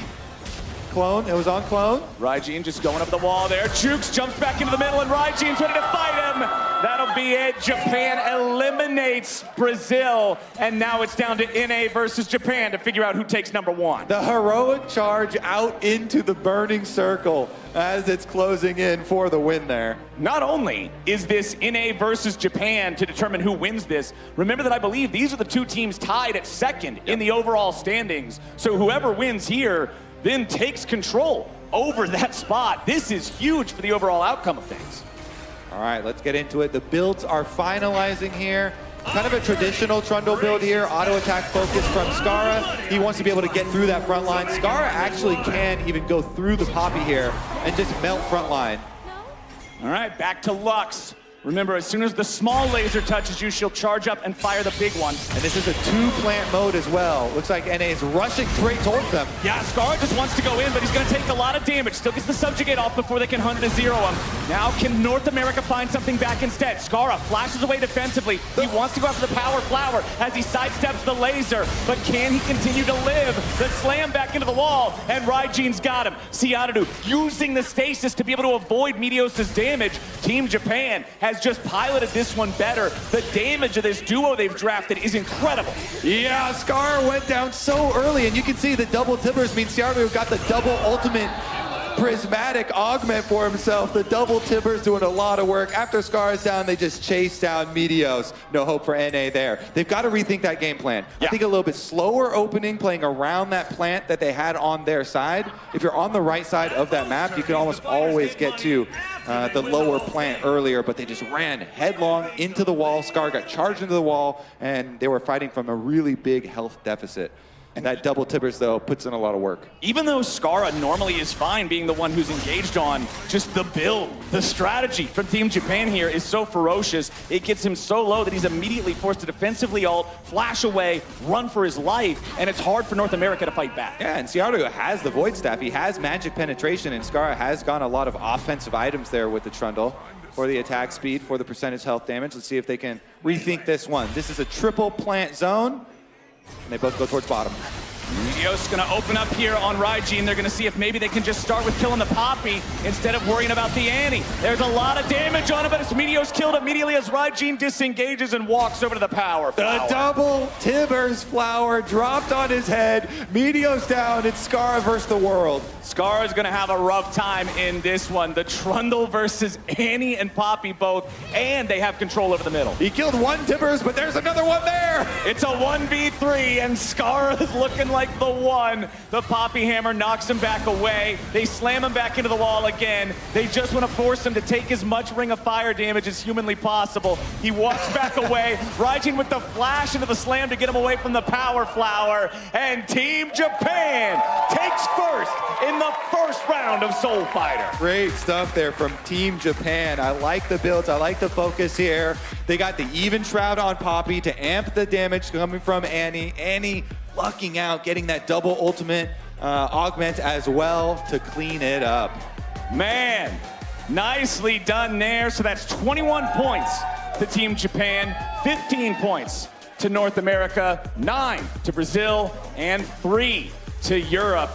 I think this is going to feel pretty good for both North America and Japan. They're going to be happy with that outcome, feeling really confident about their chances of making it into the final. Yeah, remember, all that matters, you need to hit that top 4 to make it into the finals. Yeah, and Brazil, remember, they were so far ahead of everybody else too, sitting at 41. Even though they're not happy about only getting 9, their grand total is still 50 here, which still puts them tied with North America, who got 15 on top of 35. So that'll put them tied for second or third or however you want to call it. But I do believe 21 plus 35 is 56. So it's Team Japan out in front. All right. Yeah, we'll make sure we tabulate all those results and update everyone when we get the chance to, but that was such a fun first showing for the arena mode. You could see some strategies work better than others. There was some that definitely fell off faster. I think it's really cool to see how all the augments can come in, adjust the gameplay, the maps, all this kind of stuff, the scaling as well. Yeah. It's just really cool to see people find these new game plans. Yeah, it's pretty hard to make Brand work, so it's definitely a risky pick there. With the Zac, you're trying to play the front line and create some space for him, but so many of the teams, especially as you're ramping up with more items, more augments, they could just rush through. Right. It's one of those things that can feel good until they realize, hey, Brand can't get away. Just go after him. He does a lot of damage if you leave him alone, but there's no reason to leave him alone. And that's what every team seemed to figure out. Team Japan just honestly having such a good duo between that Annie and the Poppy. Poppy's ability to go out, soak damage, then disengage or open up windows for Annie to counterattack was beautiful. I think you also saw a lot of Shaco wanting to make death brushes, but just didn't really come together. People would just avoid the brushes or go after plants before kind of face checking and running away. The Elise and the Trundle was an interesting combination of having both shred and % health damage for tanks while also having decent burst, but I felt like they got outscaled because the Poppy just could not be punched through. Yeah, and the Annie had a really good DPS setup there as well with plenty of protection. One thing that we haven't seen just yet that I hope we do get a look at because it is very powerful is taking AD carry plus a enchanter support or any sort of support frontline and trying to play to a single carry and really buff them up and peel for them. Definitely a lot of options there as we see the rest of the ones come through. But this replay here, this was another look at the Zac plus Brand's combo where they just focus on that Brand. And Poppy seems just real strong in this mode in general. Yeah. Lots of walls to knock people into. Feels like Poppy is pretty busted with all the wall stuns as well as the ejections in the late game to push people into the Ring of Fire, all these different options that you have to kind of abuse the map itself. And even like pushing them into Neferi and things like that. And also, if you are going to pick, you know, we saw the Shaco this time around. Shaco, Heimerdinger, Teemo, all those types of champions that have things you're going to set up on the ground, you really want to focus them around the plant spawns because those are so valuable in giving you an edge in the actual combat as well. They pretty much force your opponent to come to them. If you just concede every plant, your chances of winning are very low. Yeah. Then there's the auto attack interactions as well. Maybe we'll see a few more of those. Scar at least did have the Q auto attack reset, and they were able to claim that one. Yeah, it's really cool to see all the different builds going. I know you're juiced for the support plus 80 carry. For people who don't know, as we kind of covered at the top, but the 3,000 gold for every single item. The items are then buffed to kind of balance around that. So a lot of support items in League of Legends, you get faster because they're like 2,200 gold. Here they're 3K, so they are buffed up to be even stronger, as well as all the little augments and stuff you can get makes it a very interesting option that you can go for. Zeke's is my personal favorite experience of a very, very powerful item, buffing up any sort of AD carry that has a really high attack speed. But here's another look at the dogs, a lot of the PvE interactions. They're so strong. We didn't get a look at the Samira one. The Samira one's pretty cool too. Samira plays off of CC that you can set up on, and then also will ult during the game too, and you gotta get out of that one. I feel like some of them are much deadlier than others. Lux seems easier to avoid than Neferi, for example. And we saw how the late game Neferi dives can just eat people's health alive. Going back to look at these late game double Tibbers fights too, that's ferocious. Yeah, once you see those prismatic augments come in, they really do change the entire game. Kobe, can you tell me, does the Neferi hit whatever champion is in line with it when it jumps? Because I thought I saw the Neferi kill Annie but being locked onto a different champion, or am I trolling? I'm pretty sure it hits whoever is locked on with the beams. Okay, because I saw at one point it was targeting someone else, but the Annie randomly died. So I guess I just wasn't paying enough attention there. It might do an intercept. Well, I mean, it's worth checking out. This very new game mode, there's probably a lot of interactions that people are still discovering, new metas, all these things. People are already putting out tier lists. I know LS is co-streaming. He had a tier list, and then people had a reaction to that tier list. Unforgiven say it was ruining a for fun mode, but there is ranked for this mode when it launches in July 20th. Alrighty, yeah, July 20th, only 3 days away after this one. So obviously some people have been playing on PvE so far, like Kobe and Meteos, just getting an early taste of the game, but releasing soon for everybody to look at. So let's take a look at those points I was talking about.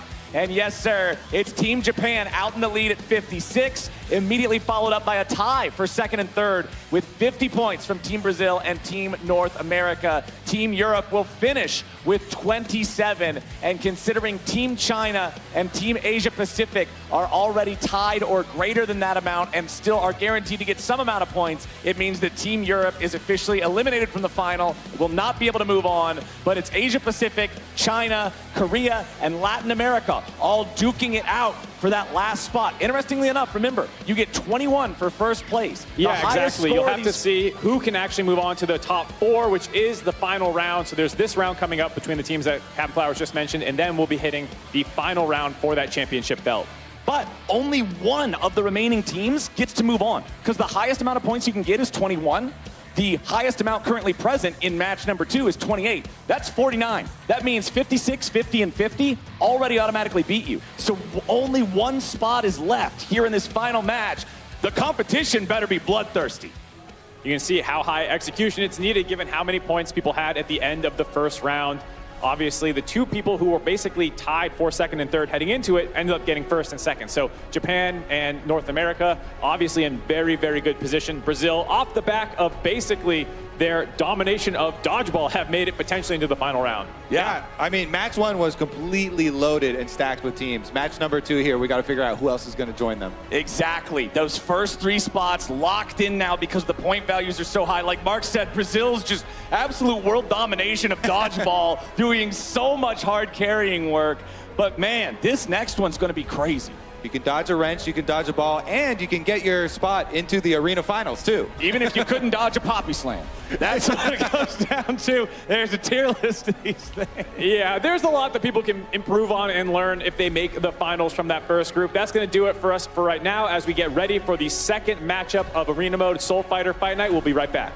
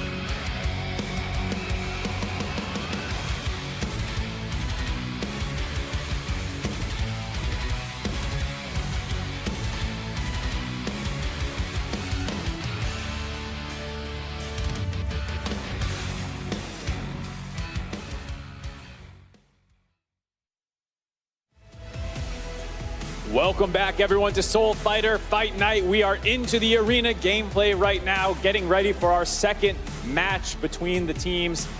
We'll have to see if they're ready to go. I think we are just about ready to get into it. We have Team China, Korea, Asian Pacific, and Latin America. There we go. I had to clear my neck to see them. But I'm really excited to see what they do. Like you guys were saying right before we tossed the break, a lot of these teams were in the lower half of the point scoring. And so it feels like basically first place is the only one who can move through. Win or go home. Yeah, win or go home. You gotta make sure you're bringing everything, leave it all in the field. You didn't want to go through jumping over that spinning thing, dodging Brazil dodgeballs, and fighting face-to-face 1v1 only to go home here. Yeah, it has been a tough-fought competition all night long here. Everybody's hot and sweaty, and now we got to play the game. Arena, one more tip too. I saw a couple of them expending a lot of the early re-rolls in double silver augments last time around. Really could have a big benefit if you can hit that jackpot prismatic one. Exactly. Because of the value of the prismatic ones overall, it's so much more important to be able to re-roll those into something in an A or S tier for your game plan or your champion. I don't care if you re-roll your silver into something that's slightly less bad. It's still going to hurt if your prismatic doesn't line up with what you're trying to do. All right, I'm excited to see what compositions these teams come out with. We can shift up the champion pool here. I already see a Yorick, a Tom Kench is in there as well. Yeah. Oh boy. It looks like Latin America is going to be running Syndra and Zyra over on, okay, never mind, we're jumping into it now. All right, so it's Latin America running Syndra and Zyra. Korea running Tom Kench and Yorick. Yeah, Yorick skin here takes a little second to recognize, but we've got the first plant on the top side. Okay. Stun from Syndra did hit, but it's not going to shake him off the plant. Okay, plant control for GPT. Syndra's quite good in this mode as well, by the way, because you get splinters just after the rounds. Okay, Zyra just trying to have some zone control here. Kaepernick wants to use those plants to get some free damage on these guys. 2 hard melee champions versus 2 ranged champions. Means it's all about controlling that distance for LatAm. Circle's coming in, closing in on that space. More flower power for Tom Kench. He loves his vegetables. If it keep them away. Oh, Abyssal dive, gets interrupted. Nicely done there from Kaepernick. They got the ghouls onto the Zyra though, poking the Zyra down. Oh, they want to flash in and go for the play, but Kaepernick goes back over the wall, providing some covering fire over the side here for her ally. But Nubia now has to flash away on the Syndra. They still need a little bit more damage. The Yorick is knocked back out. It's a 2v1 and GPT's got to try to outplay him. Kaepernick needs some cooldowns. Another one spawns up. The plants are ready to go, and LatAm gets the win. Big knockback there from Syndra out into the burning field. They get the win.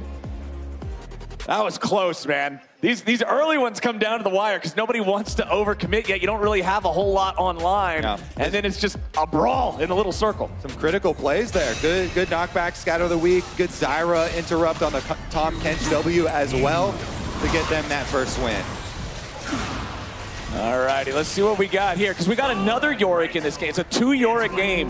Razzie Banks also on the Yorick. Stanley rocking the Vayne, and they'll be going up against Team Korea here. Yeah, depending on what augments you get with Vayne, you can really become 1v9 on some builds. Vayne also very good versus both these meaty melee champions. Oh yeah, and it looks like Team Korea is just going to go in on this. GPT will be tanking up those silver bolts here for the start as Razzie Banks is just trying to keep the enemy Yorick away from his Vayne. Lots of health advantage here for the side of Asia Pacific. Stanley's doing a beautiful job just kiting these guys out. You might think you won a world championship at some point or something. Stanley and Razzie Banks making short work of Team Korea. Stanley still got it. That was some clean movement. He also immediately was able to get the plant hits down there, taking that away from the melee champions. They took way too long to try and get onto that Vayne. Never could keep the Vayne down. It's always going to be difficult, though, if you're Tom Kench plus Yorick versus Vayne. You know, Kobe, I didn't start commentating League of Legends until 2017, so it feels pretty cool to get to go back and cast Stanley. But now, we got the end of the other game. Whoa, Kayn was not banned. On PvE, Kayn is one of the most highly banned champions because there are definitely a bunch of builds you can go for. You can get the double damage ultimate item, or 25% increase on your ultimate damage as well item with the changes to Axiom Arc. So definitely surprised that the Kayn got through, but looking forward to this one. Level 6 now acquired for him as well. So, Kobe, once you can get that transform, it is nice. You know what's pretty much always want to go for red form. You know what's scarier than a Z-tier permaban champion? A Z-tier permaban champion piloted by a man who recently played in Worlds. Yes, Icon definitely only 2 years ago was playing at Worlds. I was actually casting him. A mid laner too, got those mid lane mechanics. All right, fight over mid plant. Iris on the Morgana. Those bindings are going to be a real pain here for this double melee comp. Yorick, however, drops the cage. Iris wanted to use those soul shackles here as Icon needs a little bit more burst, but they're trying to find the kill onto Iris first. Icon wanted to get the execution, but a nice save coming out from GPT with the Devour. Now, can LSB get herself away from there? Somebody's got to be careful about that one. Icon flashing back in. Iris trying to kite it out, but it ain't going to work. Icon and Iris fall. They've got him with the brute force. Not enough time for the Kane to scale yet. Has not gotten transformation yet, so now is the time to get those wins in. Beat them before they get to transform.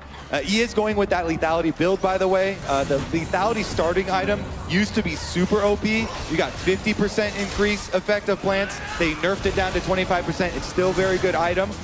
Not quite as OP as before. I'm definitely expecting the Axiom Arc on him as well, though, as we progress. So keep an eye on that one for possible comeback. It's one of those don't worry we scale comps. Currently the only team left on the map without a dent in their health bar is Asia Pacific. But this time we're going to see LATAM going up against China. All right, going into the double range here. The Zyra, Syndra, a lot of zone control from this team. They go for the top plant instead. Yep, Nubia and Caprament just going to detonate that blast cone. As two range champions, they know their opponents could use that to try to get the distance closed on them. Missed it on the snare there. They get the stun though. Nicely done from Caprament there, throwing out the ulti, but Icon dodging away from it with an ult of his own. Nubia not going to find enough damage to kill him back yet, but instead they'll kill Iris off. Now Icon's got his work cut out for him. The Zyra's low. That's got to be the priority target here, but he doesn't have a lot to work with in himself. He'll dash in for the Q. That's the first kill. Remember, Pyke will always go for the furthest champion away from where it is. Don't even matter. Nubia with the dunk. Another win there for LATAM. Nicely done from Nubia there, taking advantage of the fact that that Kane is stuck where he was. He had to use the flash to kill off Caprament, so it was an easy cleanup. Yep, no 1v9 for the Kane quite yet. Still scaling, still looking for those souls to be able to transform. All right, Silver Augment to start it out.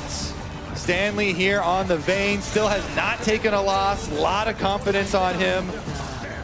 Remember, most famous for those Nidalee top plays, those Vladimir plays back in the day. Yeah.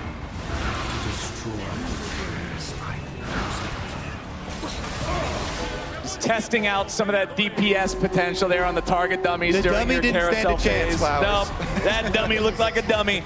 Now let's see how they measure up here. All right. Ultimate out here. Looks like Asia Pacific will be able to get bottom plant. No problem for Stanley. He'll go in with a big shield. Yeah.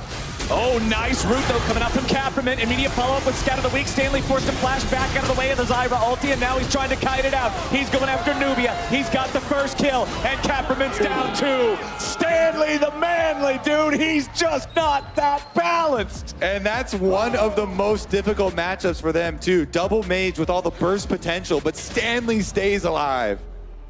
Clean moves there from the vein to get out of what looked like it could have been a very deadly situation with that initial catch. Looks like the Tom Kench Yorick racking up another win themselves as well. Things are starting to look dicey for the representatives from China. They are down to only 8 HP remaining. They have just gotten the transform for Kane, but it was blue transform first. Unlucky lobby here with too many range champions. So gonna have to either go for that and just say, hey, we gotta win now, or hope they can wait till they can get the red one. Because, correct me if I'm wrong here, Kobe, the draft structure for this game is bans into blind pick, right? I believe so on this mode. I don't know how they constructed this lobby. Well, let's see what we got here. It's LATAM going up against Korea.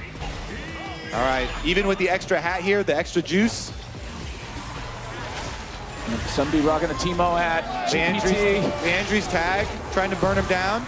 Abyssal dive, not gonna hit either one of the targets. Nice disengage from LATAM, using that blast cone to get themselves away.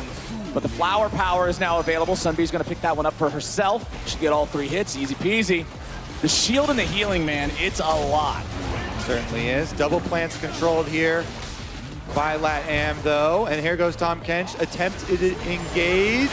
Well, they want to go in on this one. Zyra ulti has been used for not great effect. Syndra picking up that Yorick ultimate, throwing it back at them. Oh, you can see Sunbee's very, very low, but Kaepernick might just drop first. They got her, but it's going to be a one-for-one trade. GPT's incredibly low. He's going to try to find the tongue lash for a last little bit of damage, but no, it's Nubia with the outplay, and Nubia secures another win for LatAm. Syndra is so good for this lobby, picking up those Yorick ultimates, throwing the minions back at them, making use of the early Leandries on their side as well for that burn, take down the melee champions.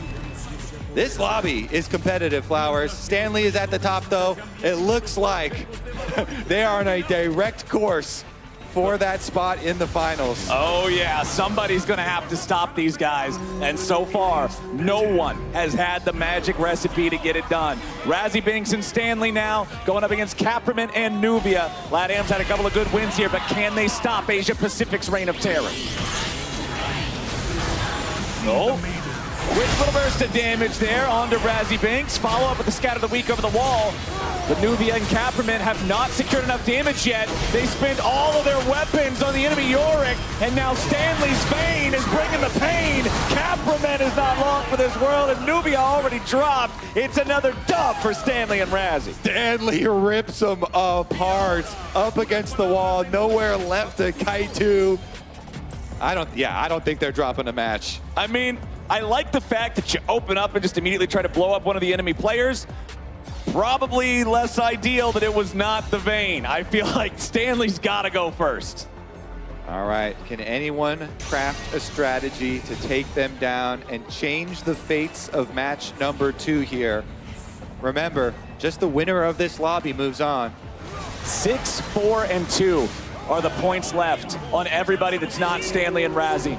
It's their game to lose right now. All right, here we go. Icon and Iris. Kane has transformed. What's he got? Icon and Iris either have to win this here or they are eliminated and will not be moving on. He's going for it. Can he get in Stanley? He's inside. Okay, Stanley now under pressure from Icon, but Iris is killed immediately. Stanley still kiting it out. Beautifully done with the silver bolts. And Team Asia Pacific will eliminate Team China. They are on a crash course for first place there. Stanley, Season 2 World Champ. Not slowing down at all. Let's take another look at the other one, though, as they rack it up. And he did go to the Trinity Force Spain. Trinity Force into Blade of the Ruined King. Didn't get a quick peek at the augments, though. I really want to see what augments he was able to get. The winning recipe right there. The fans know it.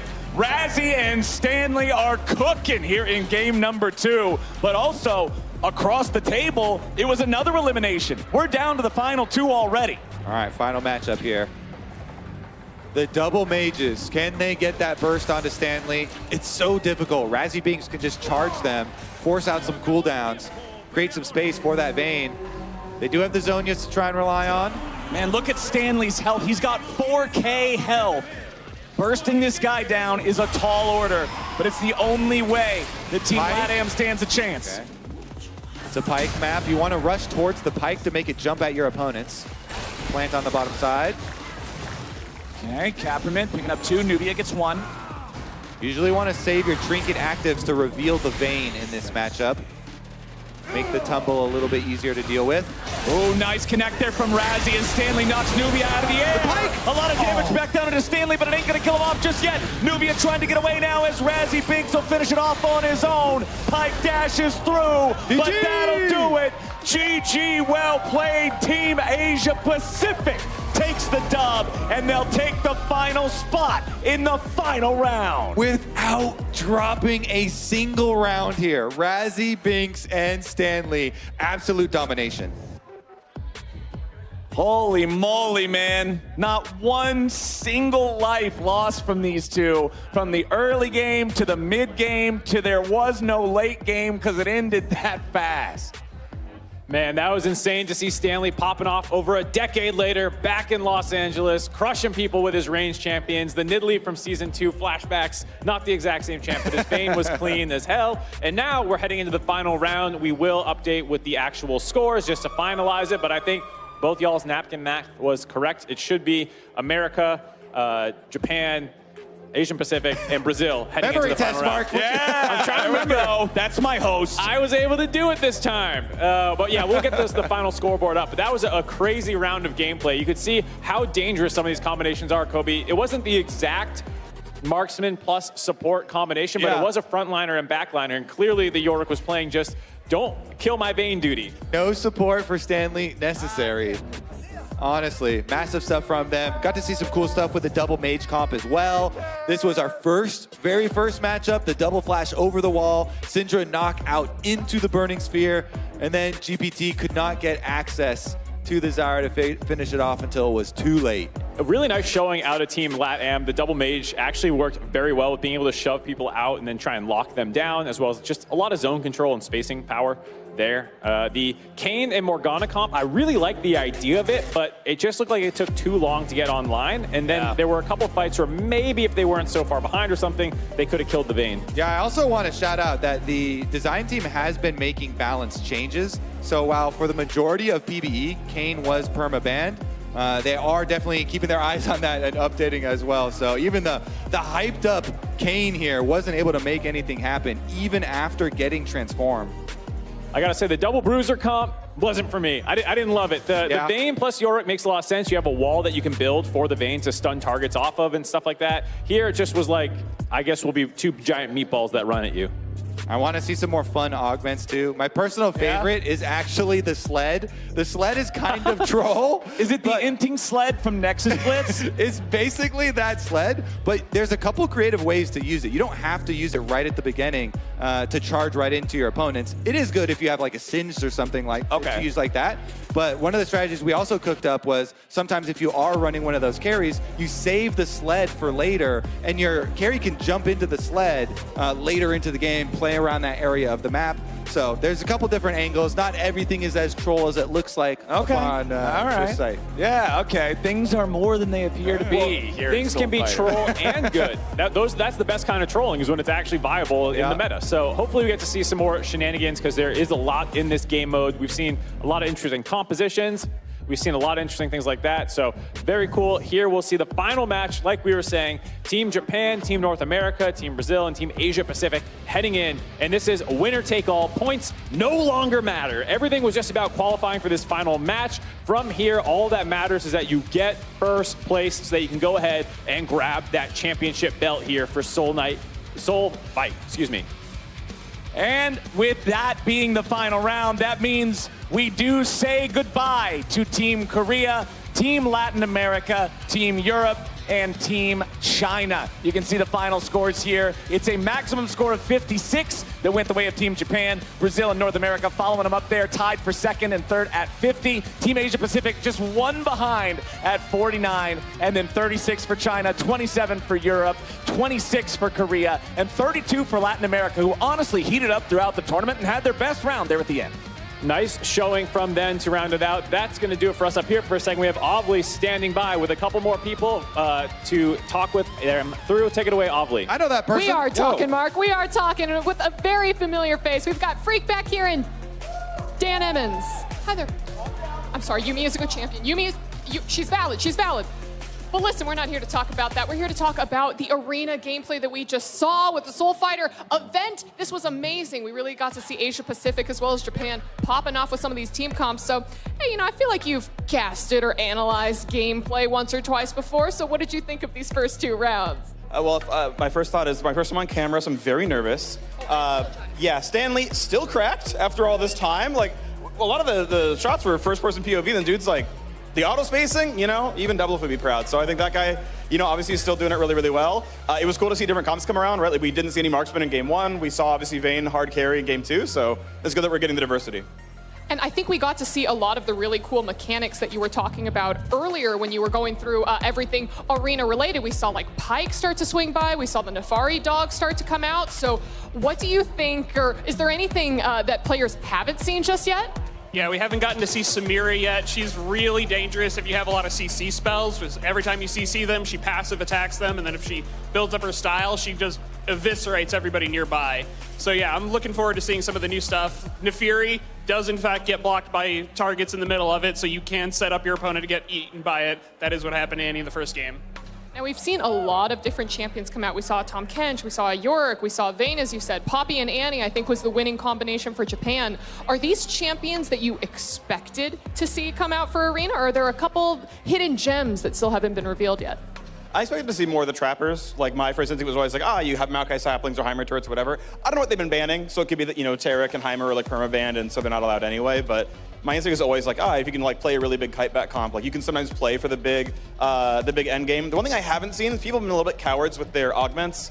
We had Call him out. Who was the coward? I don't know who it was because it went by so fast, but Castle was there as one of the options. Wasn't taken. Very shameful. What do you think are the top augments that people should be insta-locking as soon as they come out? If you see a chauffeur, you should take it. That does what? Basically, you don't get to move your attached to your ally. They drive you around, but you get a ton of stats. So basically, if you trust Yumi. Yeah, basically. Okay, look. Oh. I didn't make it, all right? Somebody else did. I thought you were the designer on this. There was a team. A lot of people worked very hard on this to get it out to our players for Soul Fighter. Thank you, everybody. Yes.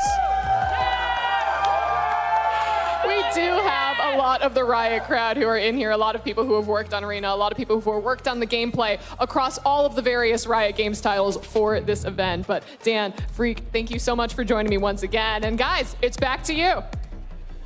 Thank you very much, Aubrey. You can feel the defensiveness. I actually agree, though. You should take Chauffeur. Me and Medios, when we were playing, we got offered, both of us, Chauffeur. And so how that worked when we played it, we both attached to each other, and then I randomly got to be the one that moved, and a round later, it just randomly was him. We couldn't figure out how we decided who got to actually drive us around. But if you both take Chauffeur, you get really fast. All right, well, hey, maybe we'll get to see some of that madness. What you're looking at on your screen right now, remember, is some clips back from the first round to refresh everybody's memories of how 3 out of 4 of the teams appearing in our finals here played in their first time. Exactly. We saw Team North America rocking the Trundle and Elise combo for feeling like punching through a bunch of thick health bars. Poppy looked incredible. Vladimir had some good moments as well, but Poppy Annie definitely felt like the most annoying, especially with Annie getting the double ult combination. Yeah, definitely a very powerful prismatic. A lot of builds looking for the double ult cast one to complete it. Take a look at this one. I also really liked how Poppy played support basically here, front line. Had the Knight's Vow to soak damage, had the Even Shroud to amp damage as well for the Annie. You know, we were talking to Skara behind the scenes earlier before the show started during lunch today, and we were talking to him and Medios about their composition, and he was saying, yeah, Medios is the carry. I don't have to play anything that requires brain power. And I was sitting there thinking, I was like, okay, what champion is he alluding to? I even asked him, are you going to lock Skarner in for us? He was just like, no, you'll see. Kind of close, Trundle. Yeah, it's kind of, so you just right-click the guy. Equally easy to navigate. I do wonder as well, like, because they are watching each other do their rounds, I assume Bane is going to get banned this time to do something about Stanley, or do you think people are going to try and counterpick it? Honestly, there are a lot of other AD carries that are really good too, so I kind of hope that people do. Twitch is pretty powerful. Definitely a bunch of options here. And then maybe we get to see a little bit deeper into support style play. What's your go-to counterpick? If there's so many good AD carries, maybe not worth banning Vayne directly, what do you think is the best strategy for dealing with the kiting marksman? I did not have a good, counter to it. Okay. You need burst damage. That's why I thought the double mages would probably be the best bet. Burst damage is usually the answer to DPS. Does feel like, because like you guys were saying, the Vayne ends up with 4k HP, it can be kind of difficult to punch through that. We'll take another look at this Vayne that we're talking about. That was the end of match 1. Here are the match 2 highlights.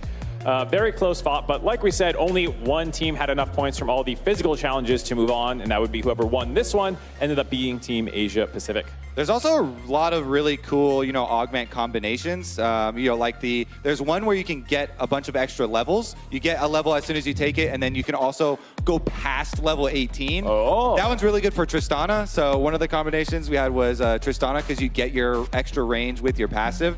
And then using a support champion with a bunch of attack speed boosts as well. Let's get into it, though, I believe. Hearing some whispers.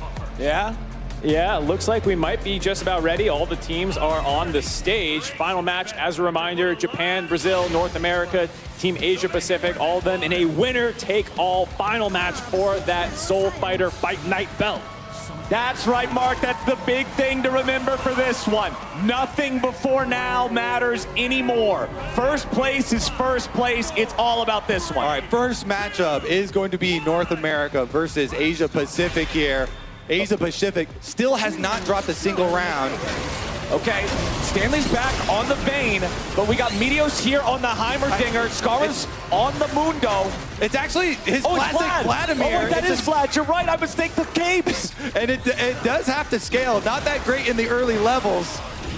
Okay, a lot of damage under Razzie Binks. Scara and Meteos nearly taking him down the turret. Snipes him around the corner, and North America wins their first round. And it's the first round that Asia Pacific actually drops the entire event here. Nicely done there from North America. Now, Meteos, I know, knows to play around those plant spawns as well as we jump into the next one here. We got another Kane and a Zed. Okay, Zed. P-Jack's also back on the Vlad himself, so double Vlad game. We've got Nasus in here too. Flash away coming up from Seattle, but he will not survive. Jukes now standing there with P-Jack in a 2v1. Raijin will try to fight these guys out, but there's no way, man. Zed's too clean. Clean stuff there. Jukes with the W. Knew he had the safety all along. Jumps right over. So at two Vlads, they definitely, the early rounds, not going to be very favorable for that champion.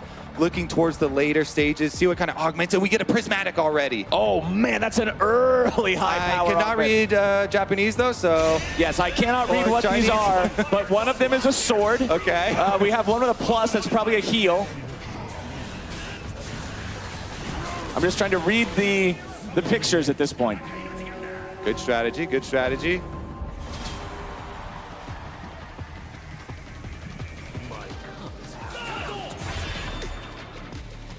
All right, Team Japan versus Team Asia Pacific.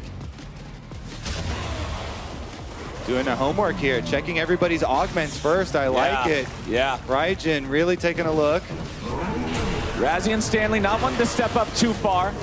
Remember, Stanley's still low leveled on this Vlad, so the cooldowns are a little painful until the later rounds. Raijin eating a lot of damage though, already down below half.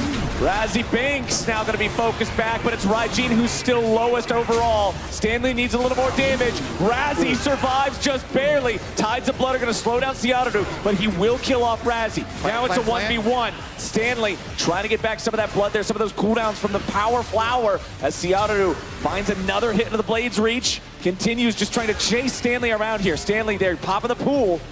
Conquer doing a lot of work here for the Kane as well. Despite the sustain of Vlad, keeping control of the plant, and one auto, two autos, Kane gets two of them. 2 out of 3 ain't bad. Seattle about to take the 1v1 and he gets some. Team Japan wins the head-to-head with Asia Pacific. We might see the power of the Kane in this lobby, Flowers. Big start right there. Stanley, though, on his iconic Vladimir. Maybe one of these Vladimirs can pull it out. This one's heating up, man. We've got pretty even game here. 20, 18, 18, and 16 are the standings. The Zed Vladimir combo still yet to drop a game as well. Fully healthy. Meteos here on the Heimerdinger. We're going to be following him for the next round. Sork Boots follow up on the second buy. And they're on the left side, so a lot of the times you'll actually look towards the top side plant instead. Easier to get to the right side plant for the right team. Keep in mind that zone control, the power of the Heimer turrets. Lots of immediate burst down into Raijin, but now Seattle jumps back over the wall. Hemo played down onto 2. Scara and Meteos trying to get themselves away. The Mundo, the frontliner, Seattle taken very low, but he's going to pop the ulti for a little bit of disengage, grab that heal. Scara bringing the pain here with the point blank cleavers. Raijin's a big old dog, but they're about to put him on the leash. He tries to get back over the wall. Rockets fly, cleavers fly, nothing's hitting. But Scara is trying to close the gap. Meteos puts down another turret, and North America's got the first kill. Now Seattle stands alone. The rockets won't hit him, but the turrets will. NA takes the round. I like the strat. Scara keeping them slowed with the cleaver spam so that Meteos can hit all of these grenades. Heimerdinger benefits so much. Once you hit that grenade, they get the charged up shot from the turrets. Meteos doing a lot of the work there. And again, this time around, we get to see when you use those turrets to set up around the plants, really gain control of the middle of the field here. Scara focused. Oh yeah, man, he knows. This is a shot. at international greatness for North America. All right, first item completions. All right, Team Cosmic Brazil. Drive. Your current leaders in the race here, going up against North America. Emo Plague on the 2 here again. Meteos under pressure with the Tides of Blood. Jukes jumps in, but he won't find the damage of Stasis. Coming out from Meteos to keep him alive, but Jukes gets right back out. That's the kill on Meteos. Jukes still barely staying alive. Scar's got to try to 1v2 these guys. Flash into the auto attack on Jukes to guarantee a 1v1. Now, can P-Jack cut it out? These are 2 champions without resources, with a lot of regen, but the Vlad is so low. He wants to get that empowered heal. There it is. Transfusion brings him back up to a decent amount of HP, but Scar is farming the power flowers. P-Jack trying to kite this one away long enough here. Pike Sun ain't gonna hit him. Pool of blood, keeping him safe enough for now. P-Jack trying to get out, but no! Brazil drops, and Scara gets the win. The clutch from Scar flashes in, finishes off the kill onto Jukes, takes down the Zed, and then cleans up the 1v1. That one really demonstrating the importance of the shield and the heal for those plants, being able to control the inside, the extra sustain there. All right, next round matchup here. Razzie, Binks, and Stanley versus someone covered up. Oh, looks like Japan. Okay, Razzie, Binks, and Stanley are currently the ones under most dire threat. They're down to half HP already at the bottom of the table. They need to start turning that momentum around a little bit. Okay. Let's take a look at it. It looks like we saw Jukes here on the Zed, starting out with a nice W. Ooh, goes into ult. Oh, Plague drop down though, a lot of damage immediately onto Razzie. He's gone. Stanley now stands alone against a copy of his own champion and a teammate. This one's going to be very difficult for Stanley to try to win. Shuriken's finding a slight bit of damage here. Tides of Blood versus Tides of Blood. Empowered Transfusion. I don't think Stanley's getting away with a death mark. The Shuriken's over his head, and it means he's dead. That's another loss there for Team Asia Pacific. And I believe I saw the Blade Waltz taken there from Jukes. So Zed ultimate into Blade Waltz. Nice little combo there. That's scary, man. That's dirty. You can get some really dirty combinations in this mode. Definitely puts a lot of the fun into it.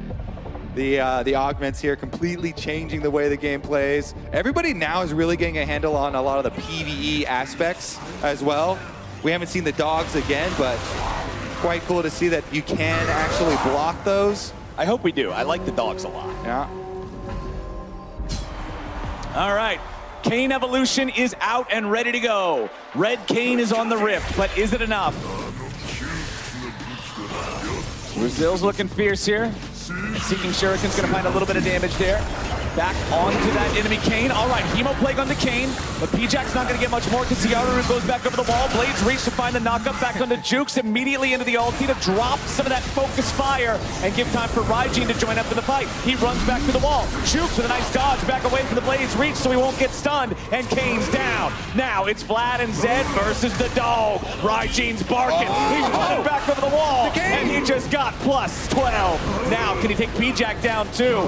He's getting lots of hits in, man. He's stacked. He's ready to go. He picks up a power flower, but another Hemo Plague coming out from P-Jack. The amount of healing on the Vlad is keeping him in the game as Raijin continues trying to put the pressure on. That's going to be maybe all 3 hits on the power flower there from P-Jack, who lost a lot of HP from his own pool, and he gets stacked. Oh, the Nasus voice lines are hilarious as well in this one, with the Kayn coming out on top.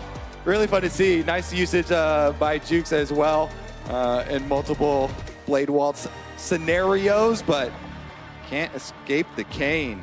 You can see here on your screen, Team Brazil talking strategy here. They got to come up with a plan, make sure they're staying in this one. All right, let's take another look here, man. This time it's North America going up against Japan. All right, they take the inside line, setting up down towards the bottom side plant. Scar playing the front line here, trying to keep the Heimerdinger safe as they go right for him. Meteos gets hit with the knockup. Scar's got 7,000 HP and he wants to get in the middle of everybody. Meteos trying to kite away. A lot of damage pours in from the lasers and the turrets. Ciaru with a 2-man Blades reach. They want to bring Raijin back in to find a little bit more damage, but Ciaru's already dead, and now Raijin's got no chance. Mundo's got more health than a building, and North America gets the win. And there is an augment that you're able to give a shield to your ally. I wonder if that was the big shield that Meteos got there, supplied from Scar. Really really interesting possibilities with those augments if we can get someone to press tab and look at them again. Oh, that is our first elimination. Team Asia Pacific is now out. They will not be claiming a victory here at Fight Night. Everybody else really close there.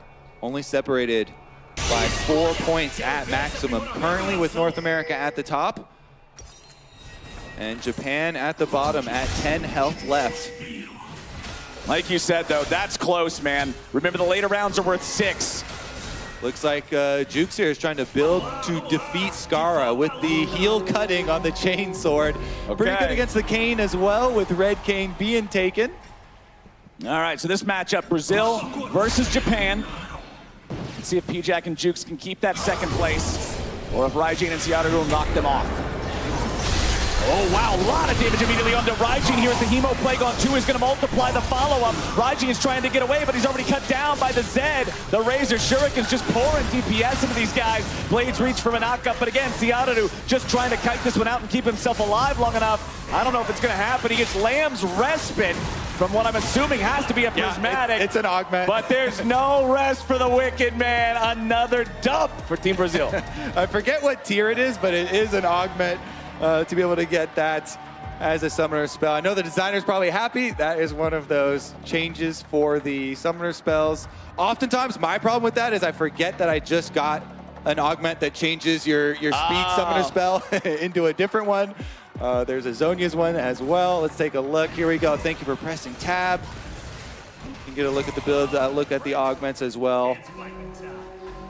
Well, the problem is, this is now an elimination round, I believe, for Team Japan. And there she is. There's Samira in the middle of the map. So Samira does get the follow-up if you have any CC to hit on anyone. And then the ultimate does a lot of damage. Oh my goodness, you want to talk about ultimates doing damage. Meteo's firing off there, getting a big chunk out of Aijin, but he heals it back up. He is on that Nasus. Meteo's now tanking too. Trying to kite around here a little bit. Skara's in the middle. Raijin gets hit with the grenade. A little bit more follow-up from those turrets. Skara just takes no damage, man. Meteos is untouched. Meteos just does not care. They have no threat on him. Skara is the immovable object that Team Japan cannot get through. And now with only one left, Team North America is about to eliminate another opponent, and we're down to the final 2. Oh, here we go. The final face-off. North America versus Brazil, head-to-head to determine who wins Fight Night. Who will be the arena champions? Good job there. This last one protecting Meteos. Skara playing that front line, playing that peel. Let's take a look. Can Brazil take them down? Jukes has been really good on the Zed. A lot of creative play here. A lot of possibilities being able to play off that summoner spell change. Now, critically, Team Brazil only has 12 life. I believe we're at the -6 point. I like the Observer is showing us how much damage here. Skara here with Trinity Force, with the Titanic, actually a threat himself. Skara taking a lot of damage here at the start. They're not afraid to commit to him, but it might have been a mistake. Brazil's already lost their first man, and now P-Jack stands alone. I don't think the stasis was going to be enough to save him. Point blank rockets. They got him. North America is now 1 round away from being champion. That stun onto Zed was everything. Big win. All right, discussing any possible changes here. Remember to buy your juices for the extra little bit of power going into these end rounds. This could be it. Brazil's got one more chance. They would have to win the next 2 in a row. Yep. Or if North America wins either of the next 2, they will be your champions instead. Skara's also got the defensive maneuvers summoner spell here. See if he uses it in this round. They're just chilling. Hands up. Oh, maybe there's a bug. Like I said, we're still figuring out a lot of stuff here with this mode. I am let's see. Quite certain what's going on here. Okay, bug's been resolved. Hemo Plague on Skara. He'll lead the way here again. Mundo at half HP, but that's still about 4,000. Jukes wants to look at Meteos. They know they got to kill off the Heimerdinger. P-Jack putting a lot of burst back onto Skara, who's regenerating it rapidly because he's Mundo. Meteos very, very low here. Brazil's poking them down. Yeah, they're doing a great job of it too. They've got 2 plants to rely on as well. Jukes Healing up off the top one. Here they go again. This was masterfully done by Brazil. I think they might have what it takes to grab the win here. Scora's down. Raid Boss down. Both enemy players down. Brazil will bring it to a final round. Nice adjustments from Brazil. In the last round, you saw the stun onto Zed. Immediately, they were able to burst down Jukes and end the round. This time around, Jukes was able to avoid it. Really nice maneuvers there on the Zed, making use of his shadows, poking them down, harassing them, then going for the kill after the second round of plants came in. We have been competing here for the last 3.5 hours, and it all culminates with one last round. This is it. All right, it's a Lux round. Laser Beam gonna slowly tick around. P-Jack has as much health as Mundo does. Meteos using the super turret here. That laser's dealing a lot of damage. Juke's going into the back, but he hasn't found Meteos. Another beautiful stun! He's not dead yet. The blade wall's coming out from Jukes, keeping himself alive. Scarra leads the charge. P-Jack trying to buy some more time, keep these guys zoned away. Let Jukes heal up a little bit. Nice use of stasis. Scarra is low. Another pool coming out. Brazil might turn it around. Scarra's dead. Meteos in stasis. Jukes also still having Guardian Angel. They did it! That's gonna do it, ladies and gentlemen. Your Fight Night Soul Fighter champions come from Brazil. Brazil dominated the accuracy challenge, the dodgeball, and they win the finals here. Beautiful stuff there in the end. Love the creative use. Pulled out the Zed, got the Blade Wall Summoner spell. Well done to Jukes and P-Jack, and we're gonna join them on stage now with Avalie. I am here right now with your Soul Fighter Fight Night champions from Brazil. It's Jukes and P-Jack. Congratulations, guys. And you know what? Winners are nothing without their belts. So let's bring in those championship belts. Raise them high. Brasil, porra!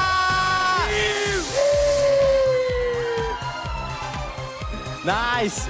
Now tell me about that gameplay, guys, because everyone came into arena mode new, excited to jump in and play, and Brazil just happened to be better than everyone else.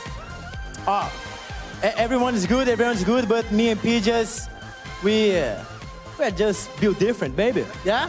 Just built different. P-Jack, is that what you think as well? Yeah, I think so. I'm so excited, I don't know. What was the hardest part about today, P-Jack? The physical challenges, yeah. The one that spins, very hard. The one that spun was definitely difficult for a lot of people. But again, I don't think that we should forget about what happened just a couple hours earlier. Playing dodgeball, you guys, making the full world tour. So, I mean, again, you've dominated in the physical challenges. You dominated in the arena game mode. And now, what's left for you to dominate? Oh, I don't know. If Riot give us two spots at Worlds, maybe in 2 or 200 years, we can become a major region. Let's go, let's go. Okay, listen, you just beat NA on NA home's turf in front of me. Please don't do it again. Thanks for the opportunity, everyone. It was really good. I love the interaction between everyone. Europe, Japan, Philippines, and Asia was really good. Thanks so much. And let's go, guys, let's go. The energy they bring, it's very good. Kesha, hello. Kesha! Let's go. Thank you, guys.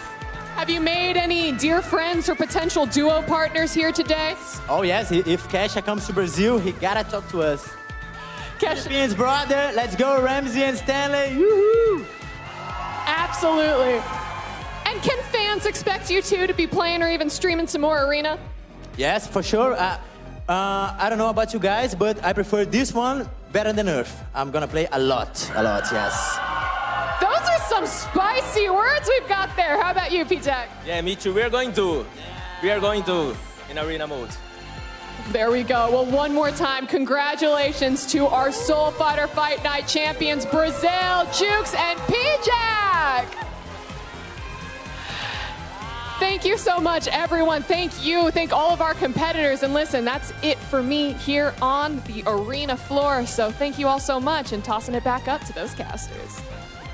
Thank you very much, Ovly. Congratulations again to Team Brazil for taking it home. Such a sick event, seeing people from all across the world take part. That's going to do it for us here, though. Thank you, everyone, for coming with us. We're going to go look at some of the highlights from the night, though, before we go. Specifically, the Soul Fighter Arena mode at the very end. I can't believe it came down to one final round, winner takes all at the end of all of this.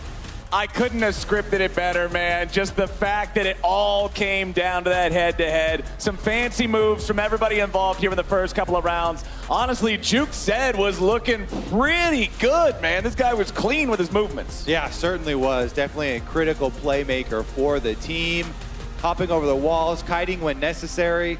The sustain of Vladimir as well, a really good kind of front line for them to play around. Yeah. Allow him to go for these resets and be able to go pick up plants after an initial exchange. And it's like I said in that final round when you saw them going up against Skara and Meteos and Skara playing this Mundo that had 8,000 health. Well, guess what? So did P-Jack's Vlad. The guy was an absolute meatball. It was so difficult to ever get this guy down, and it bought Jukes enough time to outplay him and slay him. There they are. There are your champions. Jukes and Pajax having an incredible showing today. Of course, like Ovly was referencing, they absolutely dominated 8 straight rounds of dodgeball going on their little world tour. It was really, really great to see them. So congratulations again. I hope they enjoy their belts. That's going to do it for us here. If you also want the fight of your life, you won't have to wait too long. Soul Fighter is officially live July 20th with the new Arena game mode. Thank you all so much for watching. Go enjoy Soul Fighter, and we'll see you all soon. Drink your soul juice. No, don't drink that.